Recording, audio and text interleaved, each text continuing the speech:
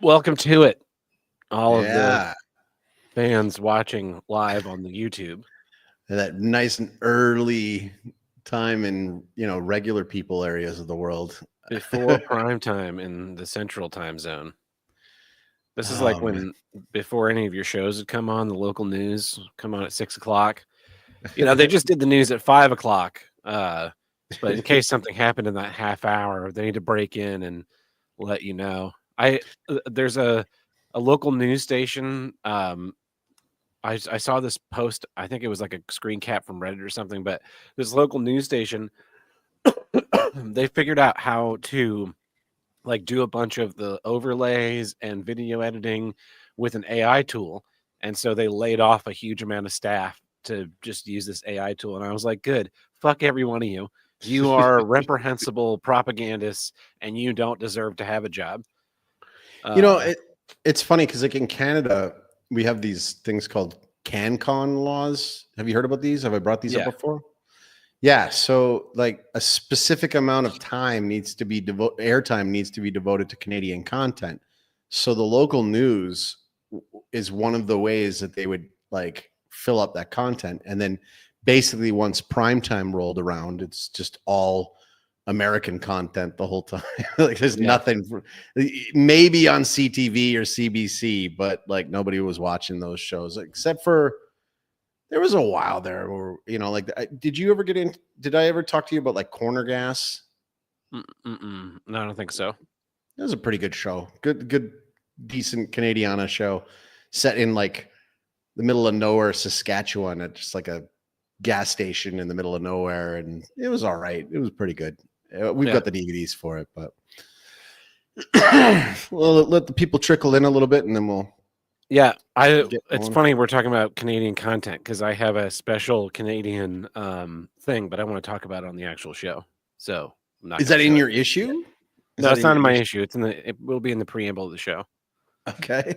All right. Um, yeah, I didn't have to fight for anecdotes this week because I had the day from hell yesterday. So not that bad. It wasn't that bad, but it was not I'm great. curious what my heart rate's going to look like during this. So I got a heart rate smart ring because I don't want to Oh, wear a smartwatch, but I did want to start tracking my like heart rate when I'm running and working out and whatnot. So I just got this thing in. And I was playing some video games yesterday, and I got a heart rate spike. In a particularly challenging fight. I was playing one of the Batman games, so I'm curious, like, to see what my heart rate does during a recording of the show. when you're into your issue and shouting. Now, Yeah, I did this on purpose. By the way, this is almost perfect. It depends on my posture, but tiny there'll be hat. comments. Yeah, it's actually a big hat, but it's just forced perspective. That's what they all say. That's what they all say. If only I could fit my head into the Crusader helmet mask, man. Like I think I told the story about that. I bought it during COVID. Like Yeah, my idea was I would just like go look like an idiot in the grocery store wearing like a Crusader mask. But I got this like schnoz that just I don't know if like the medieval time people like didn't have didn't have big noses noses. because like there's not a lot of nose space in there. It was maybe more designed for Italian men or something like that with like just like it coming right down or something like that because my nose does not feel comfortable in there. What's going on? I think my heater just kicked on. Uh, Oh yeah, because you're in cold weather now yeah, and I'm in like boiling hot weather now. Like I've yeah. got the AC on. Sully posted on Instagram today, and he was like, "It's 101 in my gym today, but I'm still working out." And I thought I would never. I'd just fucking drop dead. There's no way. Oh, dude, 101 is just like that's like not that bad for here because it gets higher. It's funny because like as a Canadian, I still cannot wrap my head around Fahrenheit like at all. Like if you ask me what the like boiling point of water is or the 212 degrees, freezing point of 32 water, degrees. I couldn't tell you. You just told me and it's already out of my brain. It's See, the gone. thing is, like, all these fucking Europeans, they love their Celsius system because it runs on tens, but it Mhm. is completely inadequate for like describing what human beings feel like.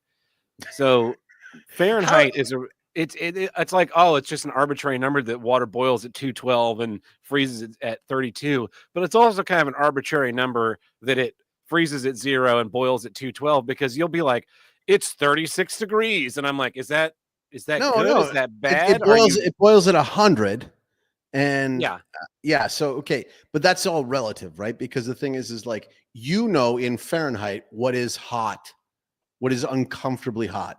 And but you know Celsius, too, if I say hot. it's 105 outside, you're gonna be like, fuck, that sounds hot. If it's like, it's 10 degrees outside, you're gonna go, wow, that sounds cold. That's all I know. That's all I know is 100 in American is hot. That's what it's like, really hot. Because I remember when I was a kid and we went to like California and it got close to 100 and they're like, holy cow, it's almost 100. And then when we went to Florida, it was like, oh my goodness, it's like 97. It's like really hot. And I was like, man, 100 must be hot. But from where I come from, it's like, yeah, man, like that's in the mid 30s. That's pretty hot. We get up to like 40. I've seen 45 degrees Celsius.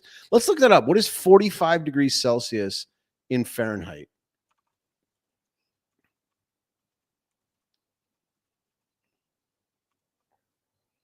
$113. Yeah, that's what I've experienced here sometimes in Paraguay, and it is unbearable. Like, your air conditioning unit is just like, don't look at me, I'm doing my best. Like, there's nothing you can do with that.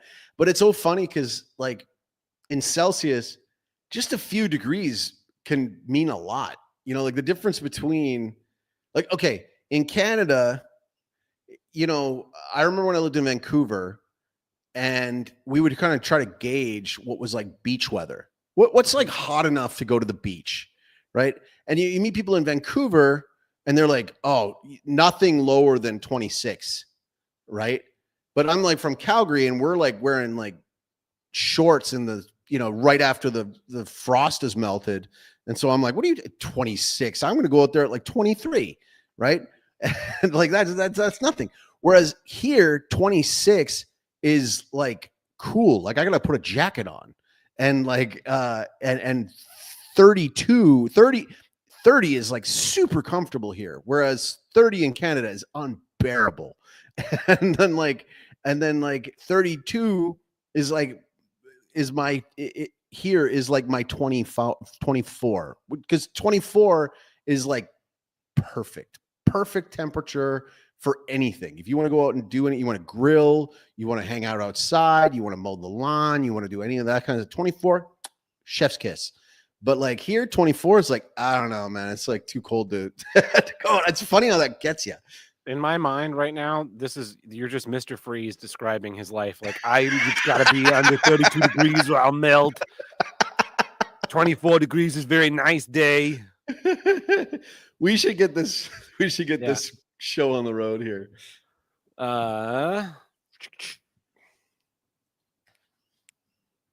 This week's episode of Here's What I Don't Get is brought to you in part by Big Turkey. Big Turkey is out there trying to sell you on this one piece of meat that for some reason you only eat once a year. You could eat turkey all year round, but they stock it all up all year so that they can sell it to you right now and get their big profits. It's all a scam. It's a scam, I tell you.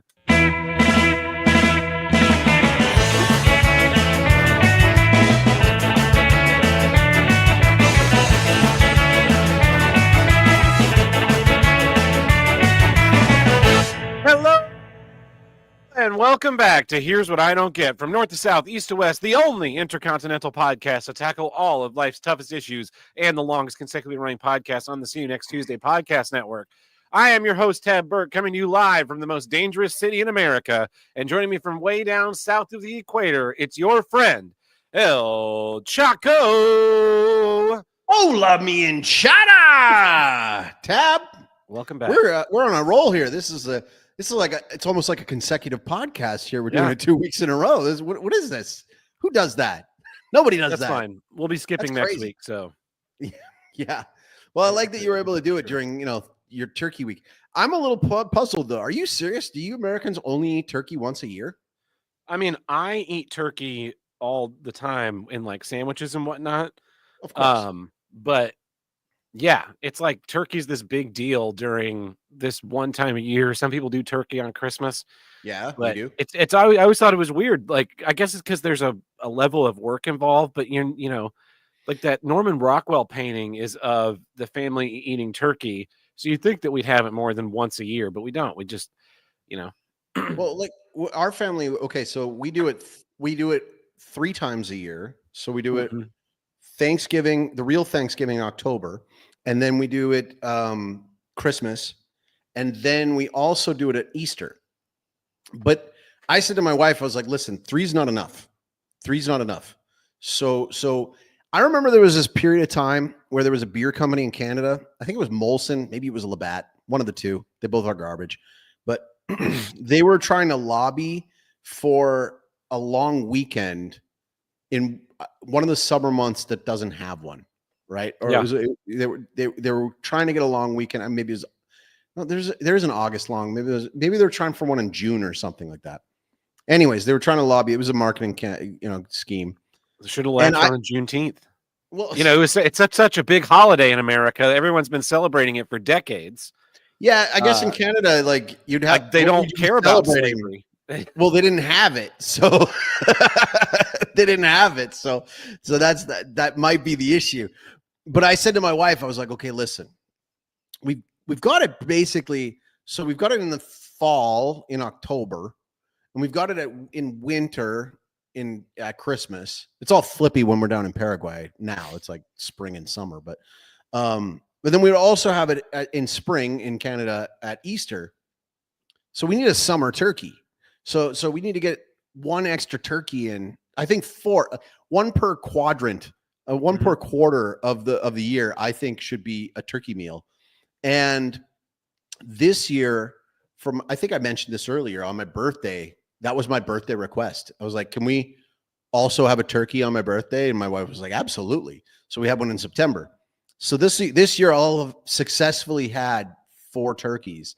And it's like one of my favorite meals on the planet. I don't know why it's so like sporadic. Yeah, I get it. It takes some hours. And there's, and I here I am like pitching it like we should be doing it all the time, like as if I contribute. I've never contributed to a single turkey meal in my life. Maybe the dishes when I was like at my parents' house. But like I'll admit, like I don't contribute other than eating it. But man, like seriously, how is this? Okay, my friend went to Japan for like some orchestra stuff back, like a way back. And I remember when he came back and he was telling me about like the differences between Japanese sushi culture and North American sushi culture. Because, for example, when I go out and I have sushi, I get that big glob of what we call wasabi, which apparently isn't really wasabi, but makes it spicy and makes your eyes water and all that kind of stuff. And it's in the dish. I get way too much of it. I pour in the soy sauce. I mix it around with my chopsticks, and then I'm dipping things into it. But apparently in Japan, they like put the wasabi on the thing, and then they only dip a little bit of the sushi. Also, it's weird to them that we use chopsticks for sushi because apparently it's just finger food there. And like all of the like fancy rolls, like the dragon rolls or the rainbow rolls, my friend said to me, he goes, those are like special occasion things. So when they come here and they see us eating like all these rolls all the time in like the mall, it's weird to them because to them it's like it would be the equivalent of fast food joints serving turkey dinner. And then I was like, why isn't that a thing? Could you imagine if there was like in the mall food court, there was a place that every day always had turkey? There would be some people going there all the time. Oh yeah, I would eat turkey and stuffing all the time, and I would be a big fat monster of a man. But like we want to get a turkey at some point. I want to start having our own. Yeah. But like I gotta find the right like breed of them, and like they act, because that's the problem. We've had turkeys before where we've got them here and you're disappointed. You're like, this is not what I'm used to. Like the legs are in the wrong position. How do I even fit that in the oven? And so we would have to know how to do it, how to place it right, how to bind it, and do all that kind of stuff. So it looks like that Norman Rockwell painting. Yeah, we would need to have that, because otherwise, I'm not interested. I'm doing a cheater turkey. I just bought the breasts because that's the part that you want. And so they were frozen, and I'm just gonna bake them in the oven. I have a friend coming to town. So you're a turkey white meat guy? I will eat the dark meat, but turkey breast is like, that's what I'm there for. It's amazing. I get that. But like turkey dark meat, holy moly. Like I remember when I was a kid and it was like, it seemed like a punishment. Not like my parents punished me with dark meat. But my mom's the 9th of 10 kids. And she got to like dark meat because in her family, that was like the least desirable part of the bird. And so she really likes it. She likes the wings and all that kind of stuff. I'm at the point now where like I don't even bother giving out like a drumstick. I'm like carving off all the dark meat, and so there's nothing missing, because man, the dark meat is my favorite part. Like the thigh. Oh yeah, give me more. But so in the preamble, we were talking about Canadian content, and a couple weeks ago, something popped up for sale on the internet, and so I decided to buy a bottle. Boys. It's a Letterkenny. It's their Canadian rye whiskey. The hat on these dogs are green, which is why it's turning into an invisible bottle. But so one bottle was $60, but 6 bottles were less than $200 with shipping. Oh, so I bought 6 bottles of this. I have not tried it yet. You don't have a problem. Not at all. We're going to see if it sucks. Well, I mostly bought so I can give to a couple of my friends who are big Letterkenny fans. And if it sucks, it'll just be like something that, sits up on the bar and is like, oh, that's a little funny thing. So, to Canada, even though you guys do Thanksgiving at the wrong time of year. Hey, do you like rye whiskey? Yeah, most of the time. That is kind of bitter. Yeah, that's what we do. It's probably rye whiskey. Yeah, it is a rye whiskey. Yeah. You got to do a rye and dry, man. You got to have it with some like Canada Dry ginger ale. That's the way to go. I normally put rye in old fashions because the spiciness and the sweetness kind of cancel each other out. Gotcha. I still want to do a live video call with you. That I can see by your face. It's not hitting you well. I already had my Fernet pre-show Fernet. I've brought Fernet in before, but then like the ice just ends up melting and it ends up being a soupy thing here. So I'm always just getting it before while I was still icing it. Yeah. But I still want to do like a live video call with you, maybe on a weekend or something, when I'm at the grocery store in front of all the whiskeys that are here, and see which ones you've heard of that are worth getting. Because all the ones that I know of here, I've never heard of before. They're good. I don't mind them. They're good, but I need that Tab connoisseur nature to come in and give me your take. That reminds me, I need to pop the lids on my our moonshine. Let some air into the jars. I forgot to do that yesterday. Post show. What else is going on for you this week? And now that you're in turkey countdown mode. I am just looking forward to. I got home today, left work early, got home and turned off all the notifications on my phone for the work group chat and my work email, so I can ignore that it exists until next Monday. Do you get like the whole week off then, or how does this work then? Technically Thursday and Friday are the holiday, but there was absolutely nothing going on. Like we don't have a show in, so that's why we left early today, and then we're just not going in tomorrow.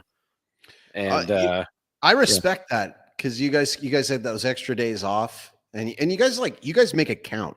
Like you really make it count. Like our Thanksgiving is on a Monday. Oftentimes we eat the dinner on a Sunday, and then just kind of fart around on the Monday. But like I have enough clients that trade on like the NASDAQ and OTC in the US. And so I was getting a bunch of messages today, and they're like, "Oh, we got some news going out next week. I don't want to bother you guys during Thanksgiving." To get you to work with us. It's like, Oh, that's where you're wrong, kiddo. Yeah. You hired Canadians, remember? So Yeah, I can't wait to watch all of the live leaks, World Star Black Friday fights. Yeah. that's what you guys do well. No, but no, I was hoping I was gonna get kind of pummeled with like work stuff, you know, in the middle of the week. Hmm. But I have my Sunday rule. I don't like working on a Sunday, and we had to go to Asuncion for. We had to leave. We went for mass on Sunday morning and stayed overnight to Monday. And I get a text at like 8:30 p.m. from my main client, and he's like, hey, he's forwarding me stuff from the clients, going, can you guys do this stuff on the weekend? I'm like, could you not send me those like when I'm like putting my kids to bed, so that because I got to get up early in the morning, I still have to pack, like. Hmm. And he's like, oh yeah, you don't like to work on Sundays. I'm like, dude, it's not even that I don't like to work on Sundays, I don't work on Sundays.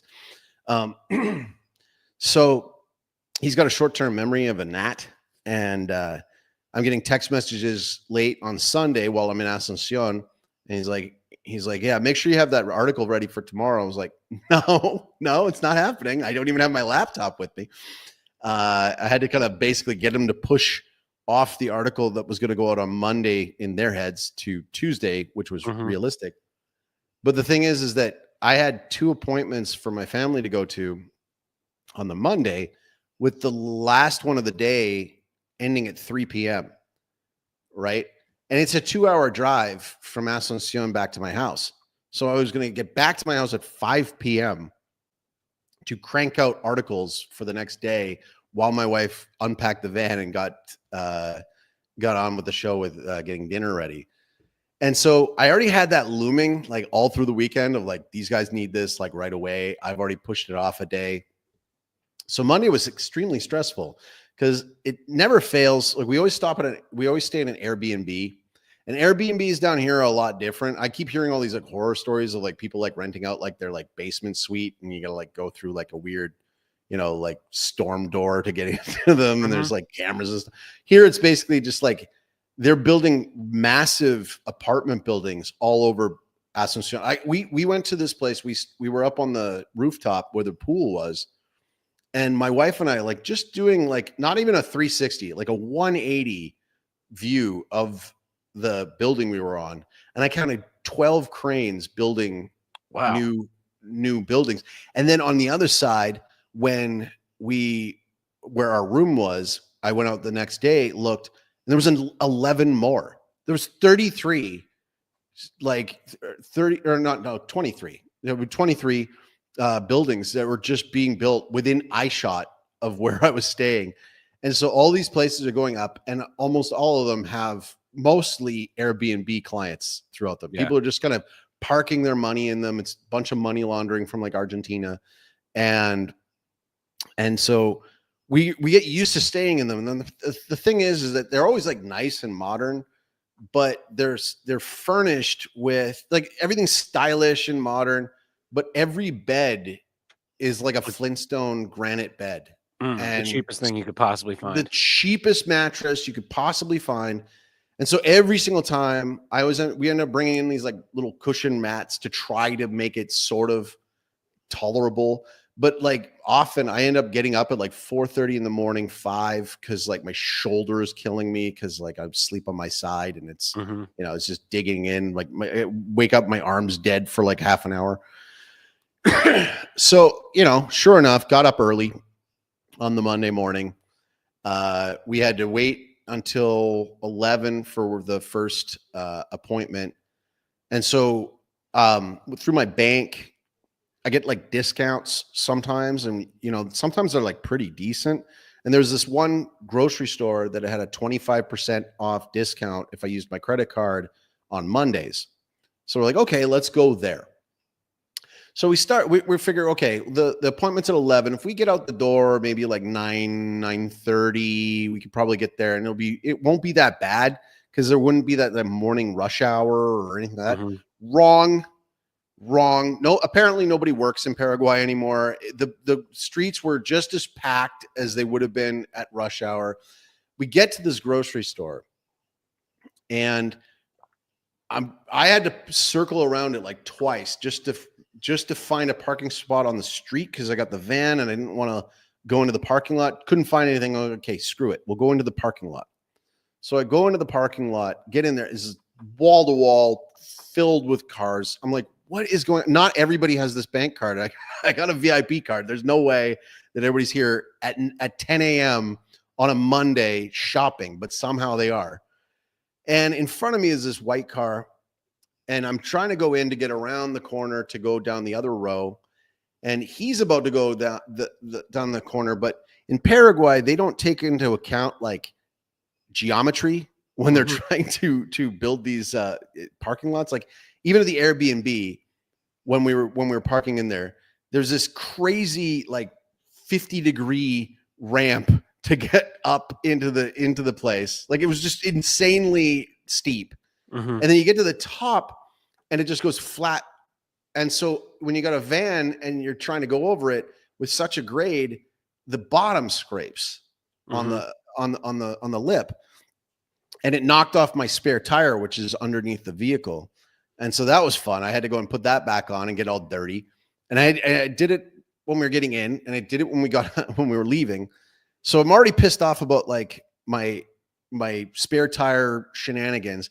We get to this parking lot. The guy's going to turn around this 45-degree turn to get to the other lane. But there's another lady coming the other way, and she's there. And so they do this little there's not enough room for me to pass you, so I have to back out. Meanwhile, a truck comes in right behind me, so I can't move. And so this guy doesn't look and just starts going in reverse. And my wife and I are watching, and he's like a full like 4 car lengths ahead. And we're like, okay, I mean, surely he's going to get the space. And it's like, it's all happening in slow motion. We're like, wait, like he's going to stop, right? Like, no, he's not stopping. Backed right into my vehicle, crunched in my fender. He gets out, I get out. I don't know the protocol in Paraguay of like what to do in an accident. So I'm just like in like North America mode. I'm like, okay, we got to swap information and we got to, yada, yada, yada. But like, so he writes down his license plate number. I'm like, I already got that. I was like, I point to the dash cam because I'm in a low trust culture. I'm like, I got it all on camera, buddy. Right. And we write down his number. I'm like, okay, and give me your phone number. So he gives me the phone number. I'm like, I'm going to need your name. Right. And then we're like looking at this thing, and it's like, it's just concaved in. My license plate is now bent. And I'm like, okay. And then meanwhile, while we're doing this, another person is coming out of the thing into their truck who's parked right next to where my van is. And he's getting in and he starts backing up. And I'm like, you're kidding me. You're kidding. This isn't going to happen. And like, I'm trying to like angle and get out of the way so that the guy in front of me can move out of the way so the lady can get around. And meanwhile, the guy in the truck who's back, he doesn't give a fuck. He's just like backing up, and I'm trying to move out of the way, not looking at all. Meanwhile, the other truck behind, he's like honking, and I'm like, I'm starting to lose my mind. I'm like, this is the most insane parking lot ever. So like the truck backs out. Now there's an open space. And I'm like, do I even bother to take it? Or do I let the guy who hit me take it? Because like technically he was here first. And at this point, I'm like, screw it. I don't even care about the discount. And I just back out of the thing. I'm like, I'm so pissed off. I didn't swear, but I yelled. We get back in the van, and like my wife knows when it's a tense moment, just like leave Joel alone. Just let him get out, get it together. And so I decided, I'm like, okay, screw it. I'm going to go for a drive, but like in my head, I'm also thinking like, that's not going to help. The whole streets are filled with a bunch of people. Like this is going to just like suck. this. Yeah. There's nowhere for me to go. I don't want to go back to the Airbnb. I don't want to scrape the bottom of my van again. So I'm like, okay, fine. I get on the road and I'm driving. There's a bunch of cars lined up on the left, and I'm on a one-way street. And I guess technically there's 2 lanes, but I'm like, I look, I shoulder check, I put my signal on. I'm in the right lane, but I'm like, I want to turn left now. I've got enough time. I check, I put on the signal, and I go and turn down that road. And sure enough, the asshole who was in the white truck that was backing up, he's apparently come out of nowhere from behind me and almost sideswipes me as I'm like taking the left turn. Yeah. And and at this point, like, this is like, I'm like, you should have yakety sax playing. Do you ever get so mad that like you just go completely silent? Like, yes. like you're just like so angry that like swearing won't do anything. It won't even help. So I'm just like white knuckling this thing. And I like, because our appointment was 11, we found out that our church had another Monday mass at 10. And I decided, I'm like, okay, like I drove around for a bit and I was like, okay, I got to navigate all these like one-way streets. Like you can't turn left on any light in Paraguay. So everything you go through, it's like, I got to go up ahead and then take a right and a right and a right to get around. So I'm finally like, screw it. I'm just going to go and drive in front of the church and we're going to pray our rosary. And I need to chill. I need to get this under control. And thankfully, you know, like we got out of that. I prayed the rosary, went to our appointment, went out for lunch afterwards. On the way to lunch too, almost got sideswiped like 2 more times. And it's like lunch again, Monday at some hoity-toity grocery store that has a really nice restaurant in it, still packed. Like I was like, this isn't even a holiday. What is going on? Since I'm like, when I moved here the first time in 2013, the traffic was bad, but there's like, I swear to you, there's like 3 or 4 times as many vehicles on the roads now as there was then. And there ain't room for them. There's no way you can expand. There's no good public transit. There's no subway. There's no trains. There's no trams. There's no nothing. And so it's like, I don't know how that city is going to explode. Because like, imagine what's going to happen when those 23 buildings are built up and even more people are coming in. Oh, goodness gracious. Like, you know, when they talk about smart cities, I'm watching it in real time.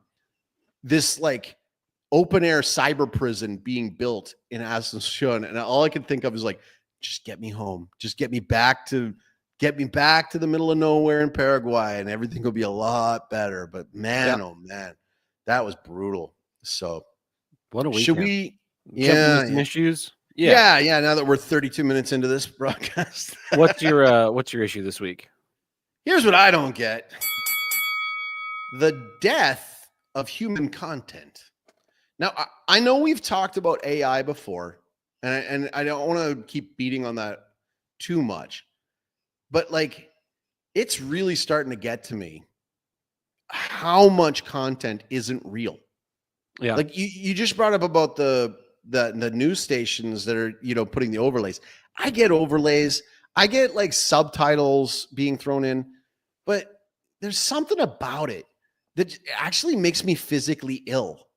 How much the AI is close, but fake. Not quite there. Yeah. It's not there. It's not there.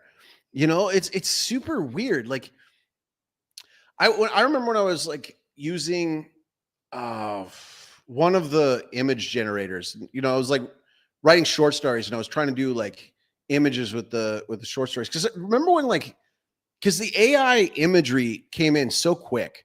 Yeah. Because it was like one day you're looking at it and you're laughing because it's like this kind of blurry, hazy, psychedelic dream looking thing that you can kind of make out. Like if you put somebody in that's like extremely noticeable, like if you put in like Hulk Hogan or you put in like Warwick Davis, you could sort of make out who it was. But like there's this weird thing. So I remember when I was putting them through and I'm looking at them, I'm like, that looks like almost real, but they're like, and like not even the six fingers thing or anything like that, but just like there's something, there's like a physical reaction to this. And my son, this is the other sad thing. So my son loves Minecraft, and there's that whole joke about like, back in the day, we were sending kids into the mines, and now they're playing Minecrafts. And what we've learned is that kids love the mines. Yearn for the mines. Yeah. Yeah. They yearn for the mines. So like I sent him a real photo from like the early 1900s of a bunch of like boys his age, like covered in soot coming out of a coal mine.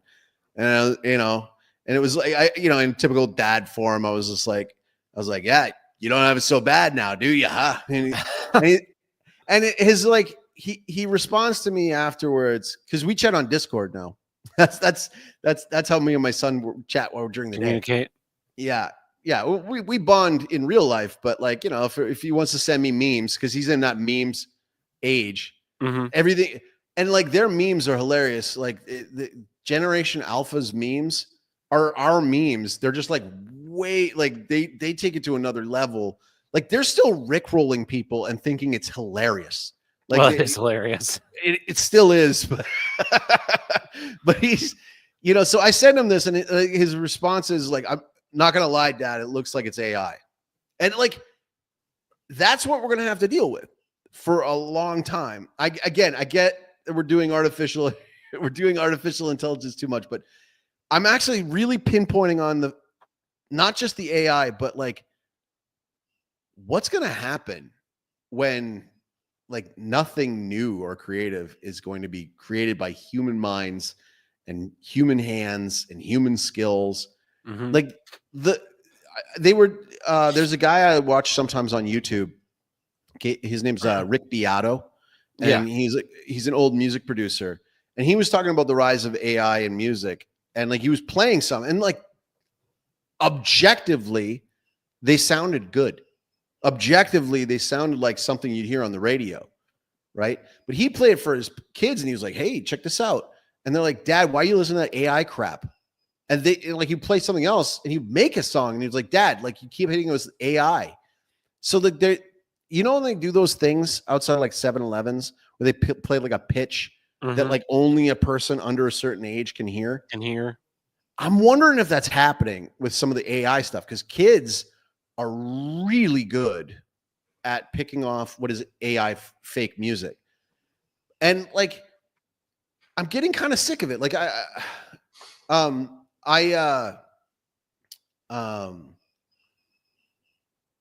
talked about Limp Bizkit on this channel, and there's a song that they put out. Like it was a little bit of an older song, but they made it kind of new again by putting on a video. And the video is objectively funny, but it's all AI created. And as I'm watching, it's like you can really tell there's no soul in the AI stuff. And we've talked about like, all these Disney Marvel people having to get their bodies scanned just in case we have to, redo something without you, or something like that. And it's like, no. You guys are stockpiling here. Like this is not good. This is not good. And it's going to get really weird, and it's going to get really sad because artists are complaining about it. And then like the pushback is like, well, you should be better, or don't sell your banana taped to a wall for $4 billion. Like, I get that. It's almost like the powers that be methodically destroyed art piece by piece. And I know we'll save some of this into your issue, but they methodically dismantled art itself so that when they brought in this crap, we would not notice the drop off as bad. I don't know. What do you think? I think that's a great summation of it, because, one of the things in like popular culture with AI is that it's supposed to, take care of all of these menial things for us so that we as humans can go express ourselves with human art. Like, it's crazy to me that with what we did with AI, these machine learning algorithms are not actually, there's no intelligence there. But we took them and we have them like answering menial questions and things, when like the real question is like, why can't the AI just file my taxes for me? And then, tell me what I owe. Go through all the pages Because it'll get it stuff, fucking wrong. or they'll get it right, and I'll actually save money. Like it's not being applied to like menial, meaningless tasks that you have to do. It's being applied to art to like rob the humanity. Like art can only exist with a human. It has to be an expression of the human soul. They're gonna And act like that's a debatable topic. You know what I mean? They're gonna, people do. yeah. And like it's almost as if it's being created to, create doubt about anything you've ever seen on the internet or any kind of video evidence. My boss came to me the other day and there was this video of me at a Kohl's yelling at a child and saying a bunch of racial slurs. And I was like, oh, that's AI. And I totally got away with it, and so it lacks the humor, and it's just kind of, it's part of this almost like graying of the world, where we're moving more and more towards Harrison Bergeron, where everything has to be same, everything's equity, it's all going to be the same. It's my favorite short story, by the way. Yeah, it's a great short story, and so like art has been so dismantled with the modernist movement to just be so about nothing, and it's extremely frustrating to like you go to there's a really great example of this actually right here in St. Louis is the artist that did Obama's presidential portrait. Okay. I don't remember what the name hedge is. Thing that looked like he was standing in front of a So hedge. they do art, and it's in the museum here in St. Louis, the St. Louis Art Museum. There is an original like French or Italian painting, this giant like large format, and it's a picture of some like count or something, I don't know. And then next to it is this modern artist took that image as inspiration, but then just painted like a regular everyday black person. And it's funny because it's supposed to be making a statement, and all the statement is to me when I walk in there and see it is I have no talent. Art is completely meaningless these days. Like this took a guy months of his life, like that. He was his craft. He dedicated himself to it and put in all this like care of this little detail of the room. And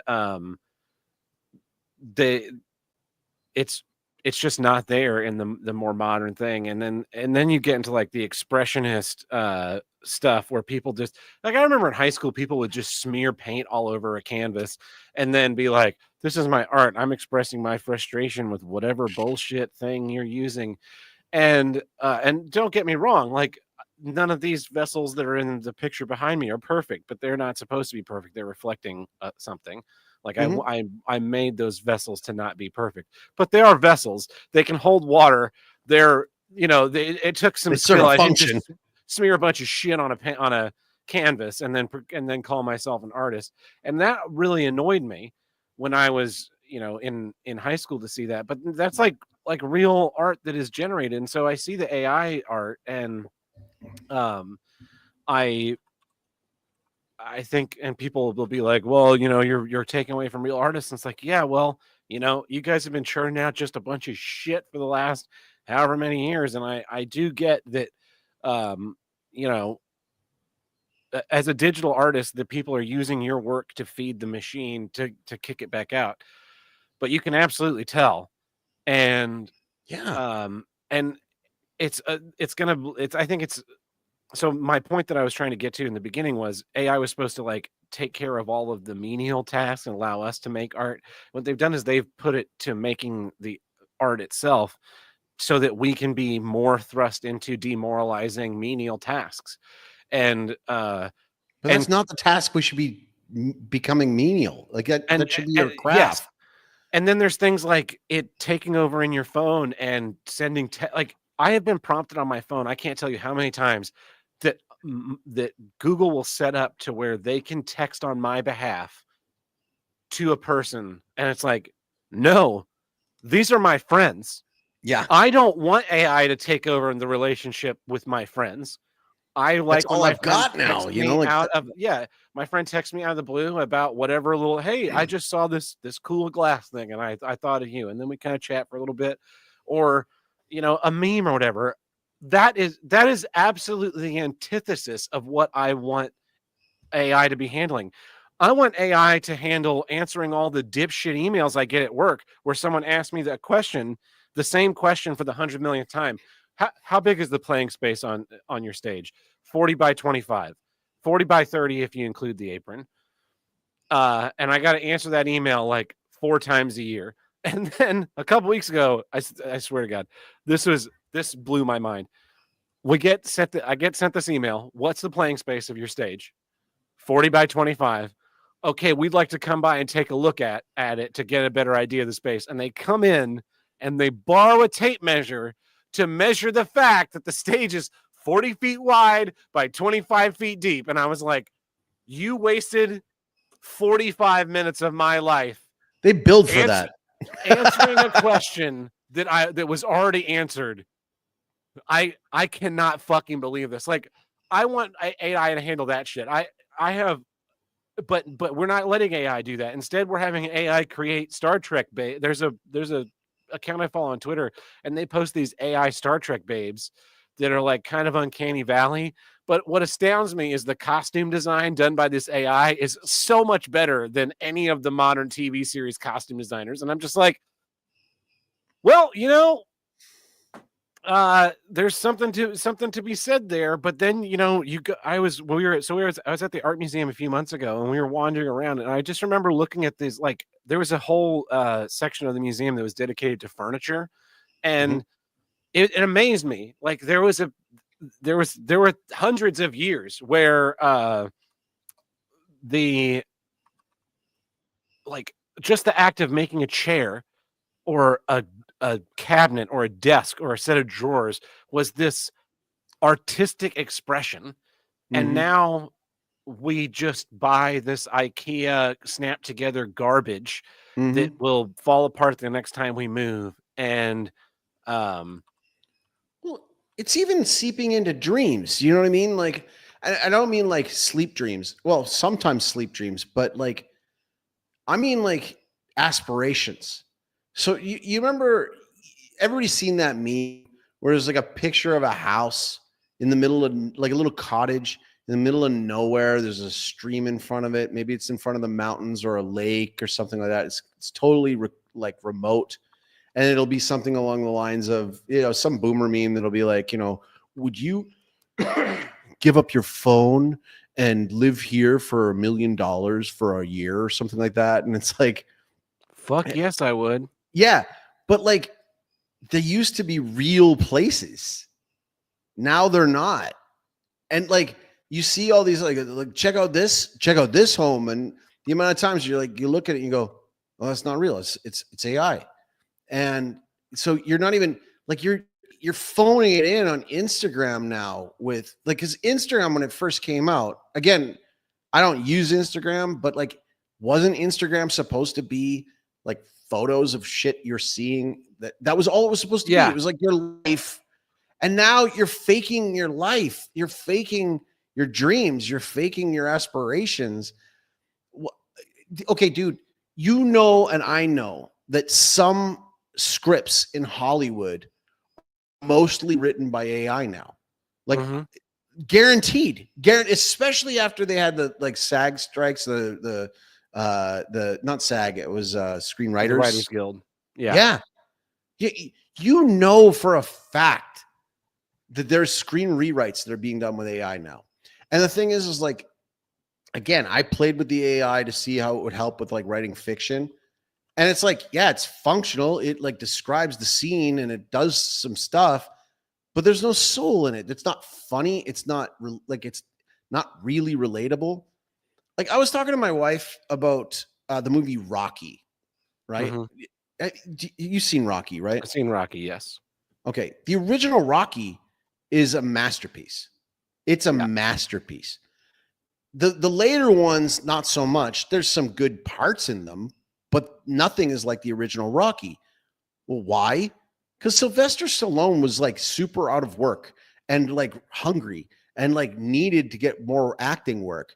And he had seen a fight between Muhammad Ali and Chuck Webner, and it inspired him to write a story about a down on his luck boxer who has this part-time job as a goon, and has to like, and it was about scrapping for life. And like the fact that they had to shoot it with like a lesser budget, they didn't have permits, they didn't have a bunch of like extras.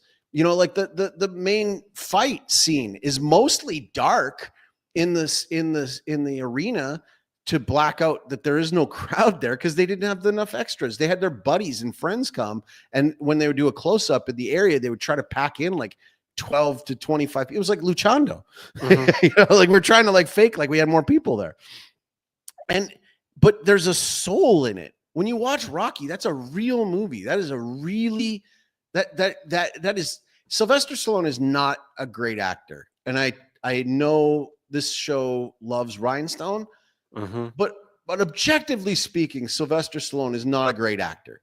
Oh, not in any stretch of the imagination. Thankfully, he wrote a character of Rocky that didn't require a great actor, but the story itself did enough for it. Like you could tell that is a work of love. That is a work of desperation. That is a work of fear. That is a work of art. And so at this point in the game, it's gonna get worse. You know, like most of the pop songs that like were really big for the last 20 years were pretty much produced by like a handful of maybe like 3 guys. You know, like most of the big pop songs were done by the same ones. I guarantee you that they're using AI now. They must be. They must be. Why hire the musicians? Why hire all these other things in? Oh, is that the? It took me. I found it. This is the way that these images are posed together at the St. Louis Art Museum. Ugh.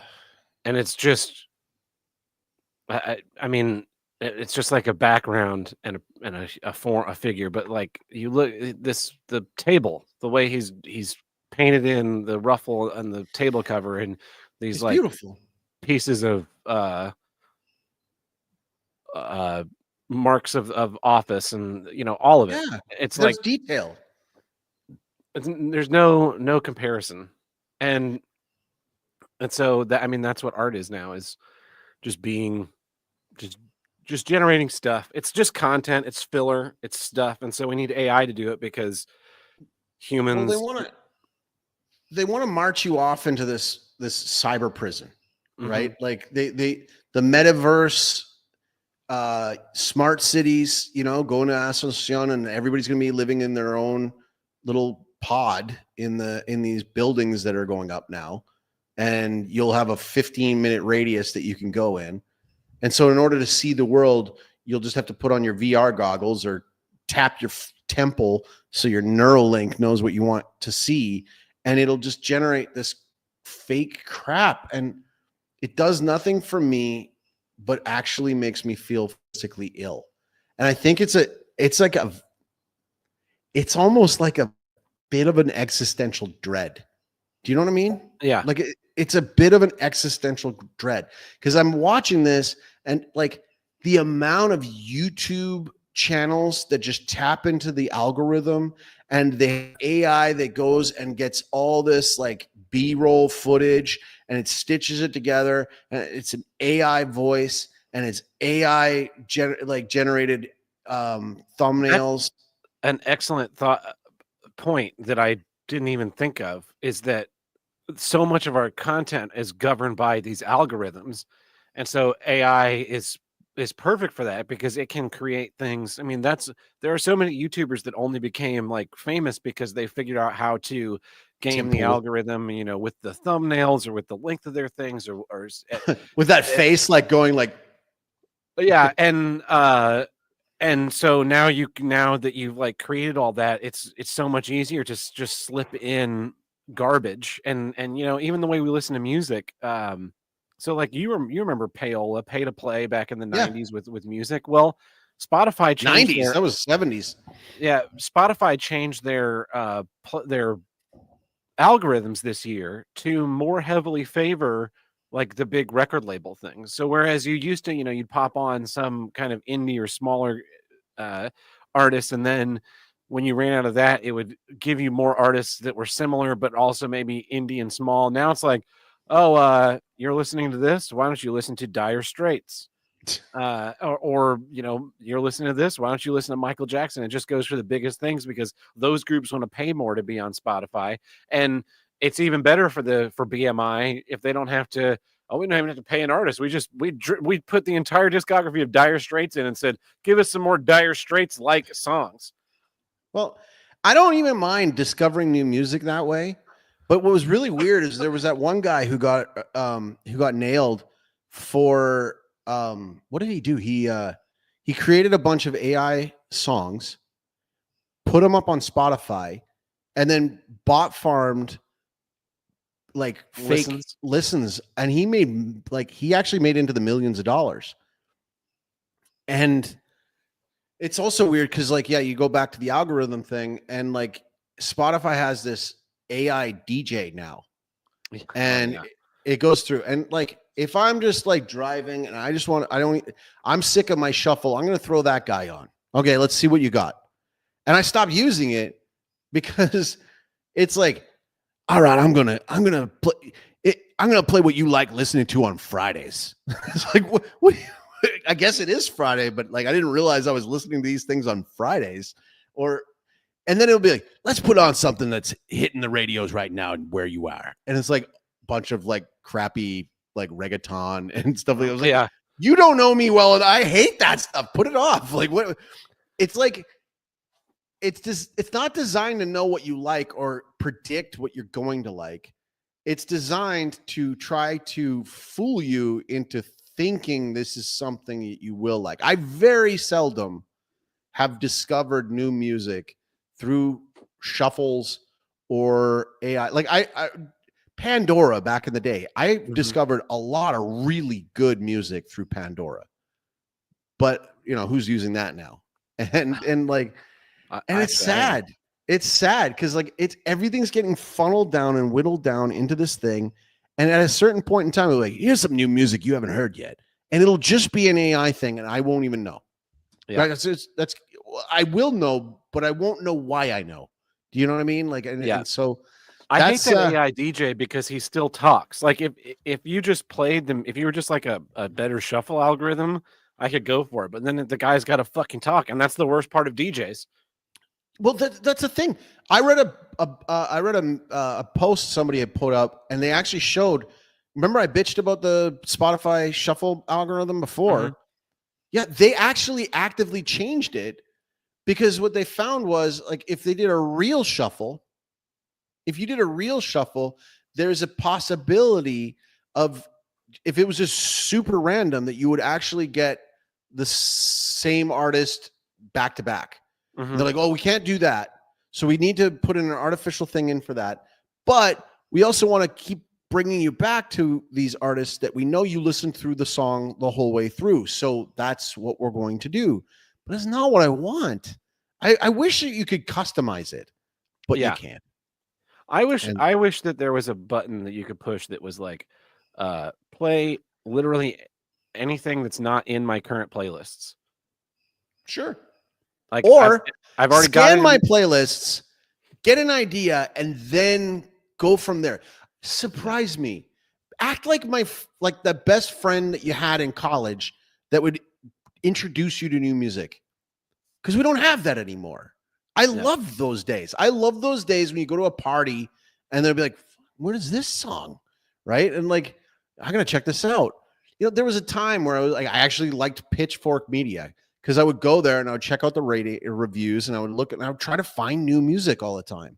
Yeah. And now I am completely uninspired. I don't need to look for any of these things. And especially given the fact that creativity is dying, nothing new that comes out is good.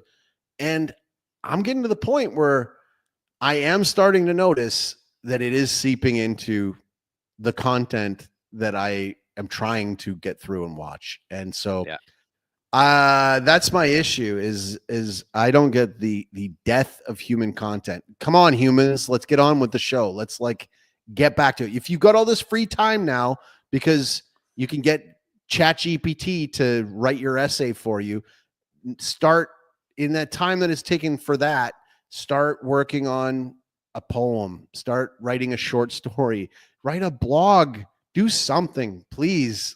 This is not good. So Great issue. I completely agree. And that brings us to the middle of our episode, which means it's time for. You're listening to Primetime News Time 367. We're better than Fox News. All right, El Chaco got sent the news items this week because I was busy trying to make this sound effect play during pre-show. No problem. All right.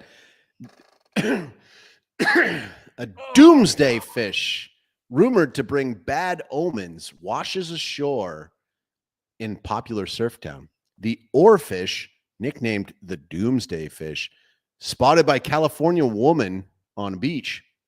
A California woman was walking her dog on Grandview Beach in Encinitas when she came across a very rare deep sea fish. Alison Laferriere, who happens to be a PhD candidate at Scripps Institution of Oceanography. Oh, that's lucky. That's lucky. Just walking her dog, and she's also, she's an oceanographer. Is anyone around here a marine biologist? Then I pulled out the golf ball at the University of San Diego. Said she identified the doomsday fish, knowing it was a rare occurrence. The oarfish, also known as a doomsday fish, measures roughly 9 to 10 feet long. As I got closer, I recognized what it was immediately. Well, because you're an oceanographer, since I had seen pictures of the one found earlier this year. Okay, wait, hang on. Well, we found 2 this year? Yeah, exactly. This year's going to suck. I'm waiting. With bated breath when this article goes. They probably found these fish because Donald Trump got elected president again. Well, it's Fox News, so probably not. Encinitas, California, was recently named one of the 20 best surfing towns in the world, according to National Geographic. The city is located. This isn't important. Why are you telling me this? In August, a group spotted a 12-foot dead oarfish while snorkeling in La Jolla, California. La Jolla. Several people on the beach also recognized what it was, although there were a couple of surfers who attempted to take it to put it in their friend's van. Okay, that's funny. She added, I explained the situation to them, and thankfully they decided to leave it. Yeah, they were probably Trump supporters. The oarfish is commonly referred to as the doomsday fish. You've already mentioned that like 5 times. This was probably written by AI. As some believe it foreshadows natural disasters such as earthquakes or tsunamis, according to the Ocean Conservancy. Ben Frabel, Scripps Oceanography Marine Vertebrate Collection Manager, that's a fun job, said in a statement that the increased spotting of oarfish off the coast may have to do with the change in the ocean conditions. Many researchers have suggested this is as to why deepwater fish strand on beaches. Sometimes it may be linked to broader shifts such as the El Nino and La Nina cycle, but that is not always the case, said Frabel. Now, 22 oarfish have been reported in California since 1901, according to the Scripps place. He added there was a weak El Nino this year. This wash-up coincided with the recent red tide in Santa Ana winds last week, but many variables could lead to these strandings. Okay. And they advise anyone who believes they have encountered an oarfish to alert lifeguards and to contact them. You know, when's the big earthquake going to come and knock California into the sea? Off? Every day I'm hoping for it. I don't even have family members in like Vancouver or well, no, I got a cousin there, so maybe get him out of there. Oh, he's up in the mountain. He's fine. Yeah, so doomsday fish. Another Fox News article. Mississippi teacher fired after allegedly feeding students dog treats mistaken for beef jerky. This is the level of these begging strips. There's oh man, $17,700 per student is what is spent in the U.S. That's insane. Yeah, That's insane. and it has not done any fucking lick of good. Wouldn't it be great if you could just give that to the homeschool families for each child? Yeah, Like, yeah, I'd love to give me. I got 2. Give me 35 grand, and let me see what we can do with that. We can make sure it'll be a lot better than the crap you guys are spending it on. So at least 8 children at Calhoun High School consume the treats. Okay, so these are high school students. A Mississippi teacher is out of job after inadvertently feeding dog treats to students during a class celebration, according to a report from a local ABC affiliate. The now former Calhoun City High School employee, whose name was not released by the Calhoun County School District, allegedly mistook the treats for beef jerky. At least 8 children consumed at least 1 bite of the treats on Wednesday, according to Dr. Lisa Langford, the district superintendent. Langford also lauded the school nurse for her swift response to the situation, which included a poison control call, according to WTVA. The district also alerted the affected children's parents of the situation. The incident reportedly transpired during what was intended as a birthday celebration for a few of the students, the local outlet continued. WTVA noted that at least 1 child was taken to the doctor with a stomach ache. Oh, dear God. How can we possibly survive? How do you even make that mistake? Like, they're sold on different aisles in the grocery store. I think that this was maybe be a little bit intentional. Like, these kids are so stupid, I could feed them dog treats. Maybe. I also laugh at the fact that, do you know how hard it is to fire a teacher? Especially a union teacher. I'm like, that's all it took? Like, seriously, we've got teachers out there that have abused children and got moved to another school.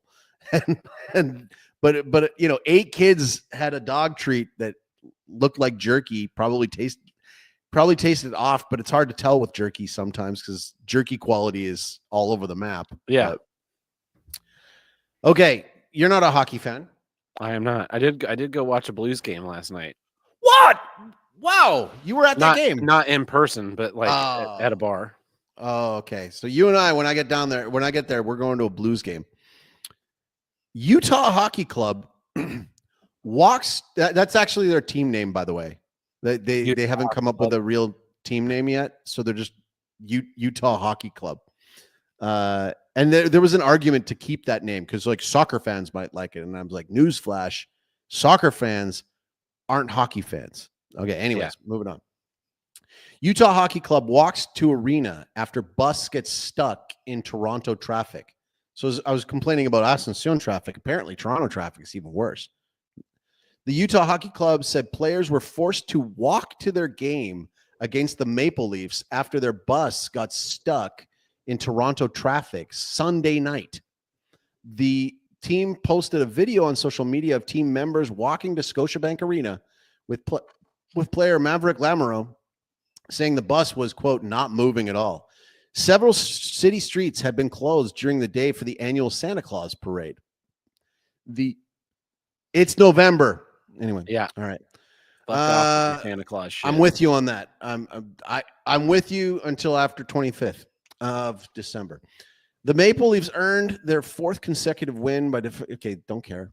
The viral incident prompted Ontario Premier Doug Ford, not to be mistaken by his now the late brother Rob Ford, the mayor of Toronto, who was partying crack. Super cool.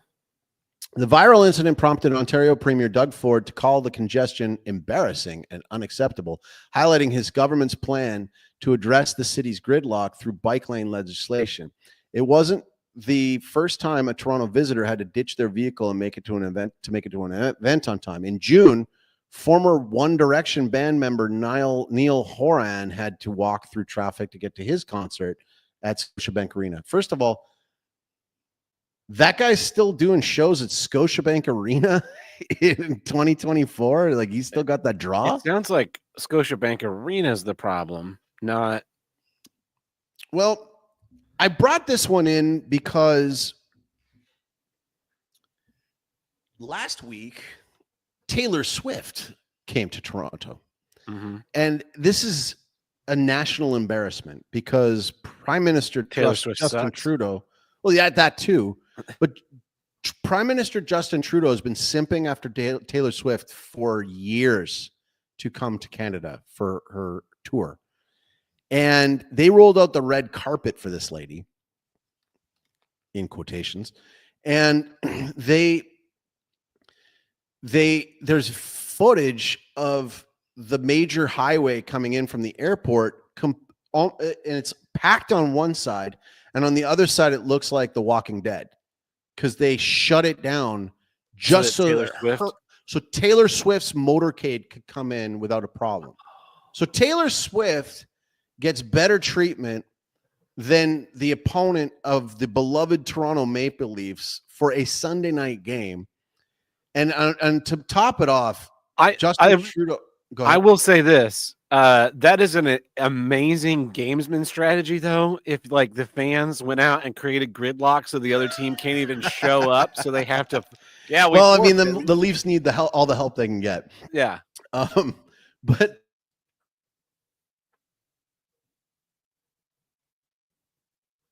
did I lose you?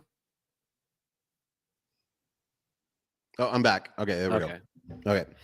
Yeah. Well, like, oh my God, he's dead. The UN got him. Pack it up. And we're back. Okay. I don't know what's going on there. Elon, I'm going to shake my fist up.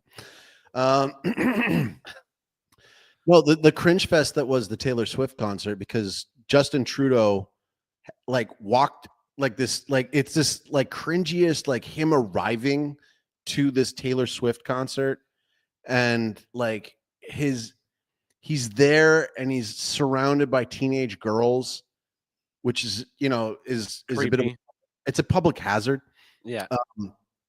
And was he in his nicest blackface? He's handing out friendship bracelets and like just like, and he knows the words. He's dancing and singing. He's got his daughter there. He's also got his ex-wife like just there. And so you get these photos of him and his ex-wife there. And it's like, and you could see it in real time. His ex-wife's like ovaries drying up more so because like the whole gaslighting that they did on Canada, like, oh, Justin Trudeau's so dreamy. And like, I don't know a single woman who finds this man in any way attractive. So yeah, not only did they roll out the red carpet for Taylor Swift, they renamed a street after her. Is she from Toronto? Not even close. That's not really even close. I'm pretty sure she might even come from your home state. I think she's either from Texas or Oklahoma. I'm pretty sure it might be Oklahoma. Texas. But nothing to do with Toronto.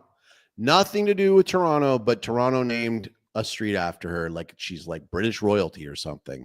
That's insane. So that's the news for this week. Well, this has been... You're listening to Primetime News Time 367. We're better than Fox News.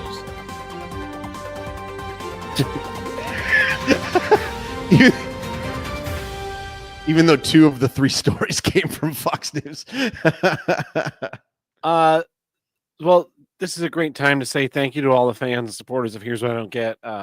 Here's What I Don't Get has been brought to you by your generous donations and support over the years, even just listening. I think in January we might roll the Patreon back open with only the $1 and $5 tiers if you want to continue to support the show, mostly just to cover the monthly StreamYard costs and the hosting the website. But until then, it's still gratis on us. But if you're looking for a way to show some support, you can it's still Moghvember for another like 4 days. Still taking donations at Linktree/Moghvember, Moghvember. My friends and I are raising money for Peter and Paul Community Services here in St. Louis, which is a group that does services for adult homeless men. And so I think we are just over $800 raised. We have, hold on, I can look at the spreadsheet. Well done. be updated right now.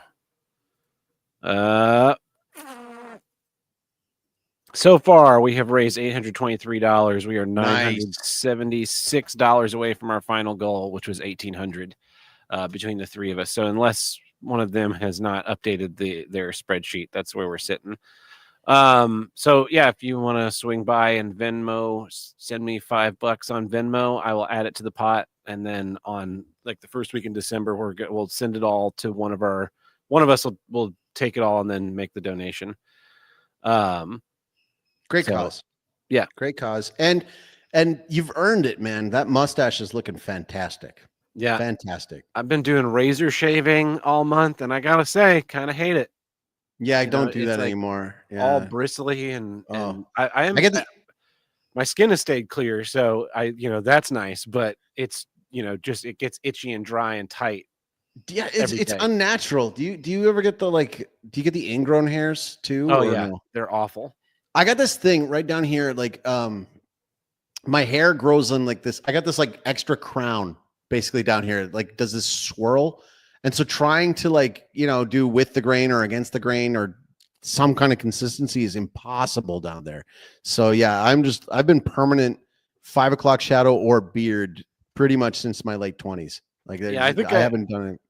I think I will probably go back to just growing a beard once this is over, but we'll see. This is not beard season in Paraguay. It's beard season here. Yeah, I can imagine. So yeah. All right. Well, let's get back into some issues and kind of in a nice thematic tie-up. Here's what I don't get. Art as a process. So I got an art degree. I got a Bachelor of Fine Arts in man, did I die again? I think you're frozen, but I can hear you. I did. I'm back. So I got Is it me or you? What's going on with us? Your image is frozen, but I can still hear you. Okay, well, I'm back. I don't know what's going on. I'm just gonna, while you're talking, I'm just gonna check my internet and see what's going on in that red.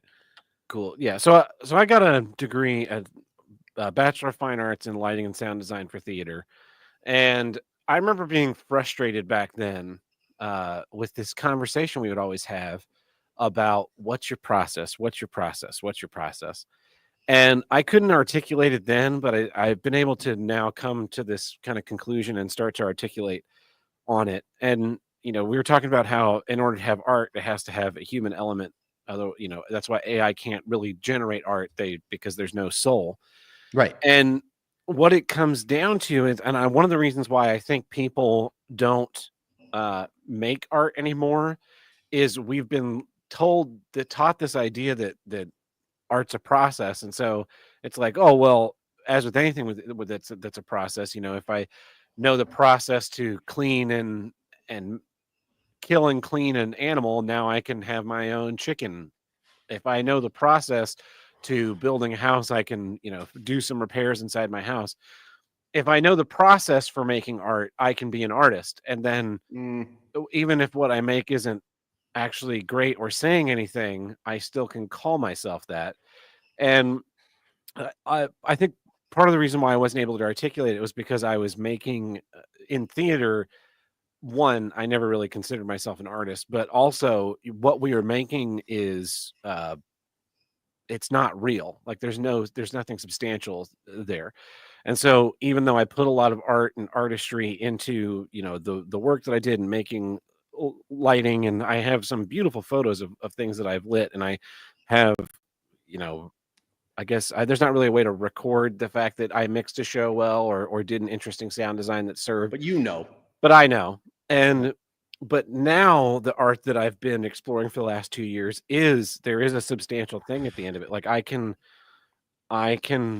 go into this, I was in the hot shop on Saturday, and I made a bunch of stuff. I made a vase that, I pulled it out of the box today, and I was like, yep, this is going right in the gallery. Turned out really pretty. Oh, nice. Straight to the pool room. That's awesome. So then I got to thinking about it, and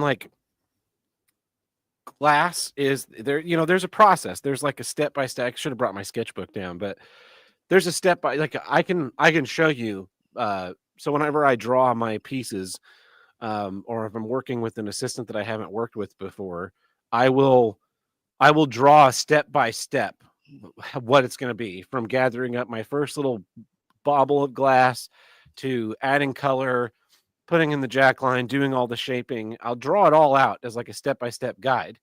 Now, I could hand that to another glass artist that is at a similar or greater proficiency than I am, and they could probably churn out a similar piece, right? Okay. Because it's a process. It's a step by step process, but it's not, because I could hand you that same guide, and there's no way you could make the piece that I'm making. Right. And so part of it is, there's a physical process of manifesting the piece, but there's not a process whereby I came up with these shapes. Like, these shapes came into my head fully formed, because there's a picture in my head, and then I made the thing. Like, that's the way creativity works. And so that was the argument that I always had with this discussion that I had in college, was that they wanted me to define my process and how do you go through this. And I never understood what that meant, because to me, it was instinctive. The lighting that I made happen on stage happened because I felt it. I read the script, I felt the movement, I felt the mood, and I did a thing. And when I didn't follow that, drive and thought, the pieces look like shit. So I remember I did an opera, and so it was 3 one-act operas, and the first 2 acts, the second act was really what the show should have been. The third act was a comedy opera based on that Greek one where Lysistrata, where the women refuse to have sex with the men so they don't go off to war. It was like a comedic retelling of that. So what I felt was funny was sudden and dramatic shifts in tone, like to go from like this very deep romance to a very big argument and like very saturated color. And my lighting design mentor and the director both wanted to be brighter and happier, like all the way through. And so it ended up being, I did what they asked, and it ended up being like a bright and just kind of bland and featureless show, because I gave into this being a process and not it being what it was to me, which was my immediate instinctive response. And I saw this with other designers that, especially because I was, I was basically the only dedicated sound designer in the department, but every so often someone else would take a sound design. And there was this one guy that he did a few, and it was like mechanical. There was no heart in what he was doing. And it was very much like getting the systems working. And it bothered me that I was basically losing opportunities to this person who, in my opinion, was lesser skilled. And I understood that we're there to learn and grow and do things. But I was just like, you can't, you're not good at this. Like, you're not approaching it. Your instincts are wrong. You can't automate this. Like, and so we would have to defend our designs. We would, present what we had done on the show, and we were doing Thoroughly Modern Millie, and I needed a sound effect for a flash bulb, and it's set in the 1920s, so I need a 1920 sounding flash bulb. And all the ones I'm sourcing online just didn't sound very good. They just didn't sound good. And so I did the thing that I was like, well, I guess I got to fucking do this myself. And I went into the kitchen and got a paper bag out of the drawer. And I think maybe I had to go to the store and buy some peanuts, but I bought peanuts in their shells, and I went into my bedroom, and I threw, blankets over some stuff so that it was all nice. And then I set up a microphone and my little recording, the thing that I would record it with my mic, and took this paper bag and just boom, just popped it. I think I popped a few, probably popped like 4 or 5. And And then I, went and listened to them, and I picked the one that sounded the best. And then I took the peanuts and I just got them in real close in my hands and got right up on that mic and just crunched them and ground them in my hands a little bit, quite a few times, and picked through those and then layered the two together. So I had this nice like pop and a crunch, the big deep pop and the little high crunch in there. And I played it in my thing. And one of the scenic designers was like, where did you find how to make that sound effect? How did you find where to make it? Like as if somebody and had I was like, I didn't. I just did the thing. I just made the sound effect. And she was like, yeah, but how did you know that would work? And I went into vapor lock because I was like, I don't know. I took the sound apart in my head and I thought these two things will sound like this, and then it did. It wasn't like a Foley artist does. Like it wasn't like I went through a whole list of attempts of random shit, and then I was like, and then I finally landed on Peanuts in a paper bag. I was at home on my computer looking through sound libraries and like, oh, here's a flash bulb. No. You know what? Paper bag and some peanuts. Let's do it. And boom. And it worked. And that's art. There was no process. There was no, I mean, I guess there was a physical process in there of if I had found one that I liked that wasn't mine, I wouldn't have gone through the trouble of making one. But I also wouldn't have, there was no process in me figuring it out. I knew what I wanted. I found this urge and I found it from within. And so what they were doing is they were basically teaching you, well, you can go be a sound designer if you just follow this, process. And it's like, it's not though. It's not, you can't mechanize this. You can, and AI cannot make glass art, and AI cannot be a sound designer or a lighting designer. Like there's no process. There's no mechanical way that you can just make something that's good. You do it through doing it 100 times, trial and error, seeing what works, seeing what doesn't. One of the things my mentor used to talk to me about was, in mixing, you have to have an ear, and it's the only part that you can't teach. And I didn't really understand that. I mean, I understood that I had an ear, and I understood that other people not so much had an ear. Right. But I kind of then, but I didn't understand like the fact that you can't teach it. And I was like, surely if you just listen to stuff enough, you'll figure it out, right? Apparently not. And no, so I just did 2 sound workshops with some people on my crew, teaching them more about sound interconnection and like troubleshooting and EQ. And one of the segments of this thing was playing with EQ. This is something that I did in a college class. And so I set up a parametric EQ and I let them, play around with it. And we're listening to feedback, and it's just a squeal. It's a squeal at like 3,000 hertz, and that's making my head bleed. And but I'm creating the feedback intentionally so we can play with EQ and we can see like getting it in and making it disappear. And there were a couple of people during this were like, how do I know if it's a low, a mid, or a high? And I was like, what do you mean? Like, well, how can you tell where this is? I'm like, well, you listen for it, and if it sounds high, it's high. If it sounds low, it's low. If it sounds neither, it's mid. Or you can just sweep through the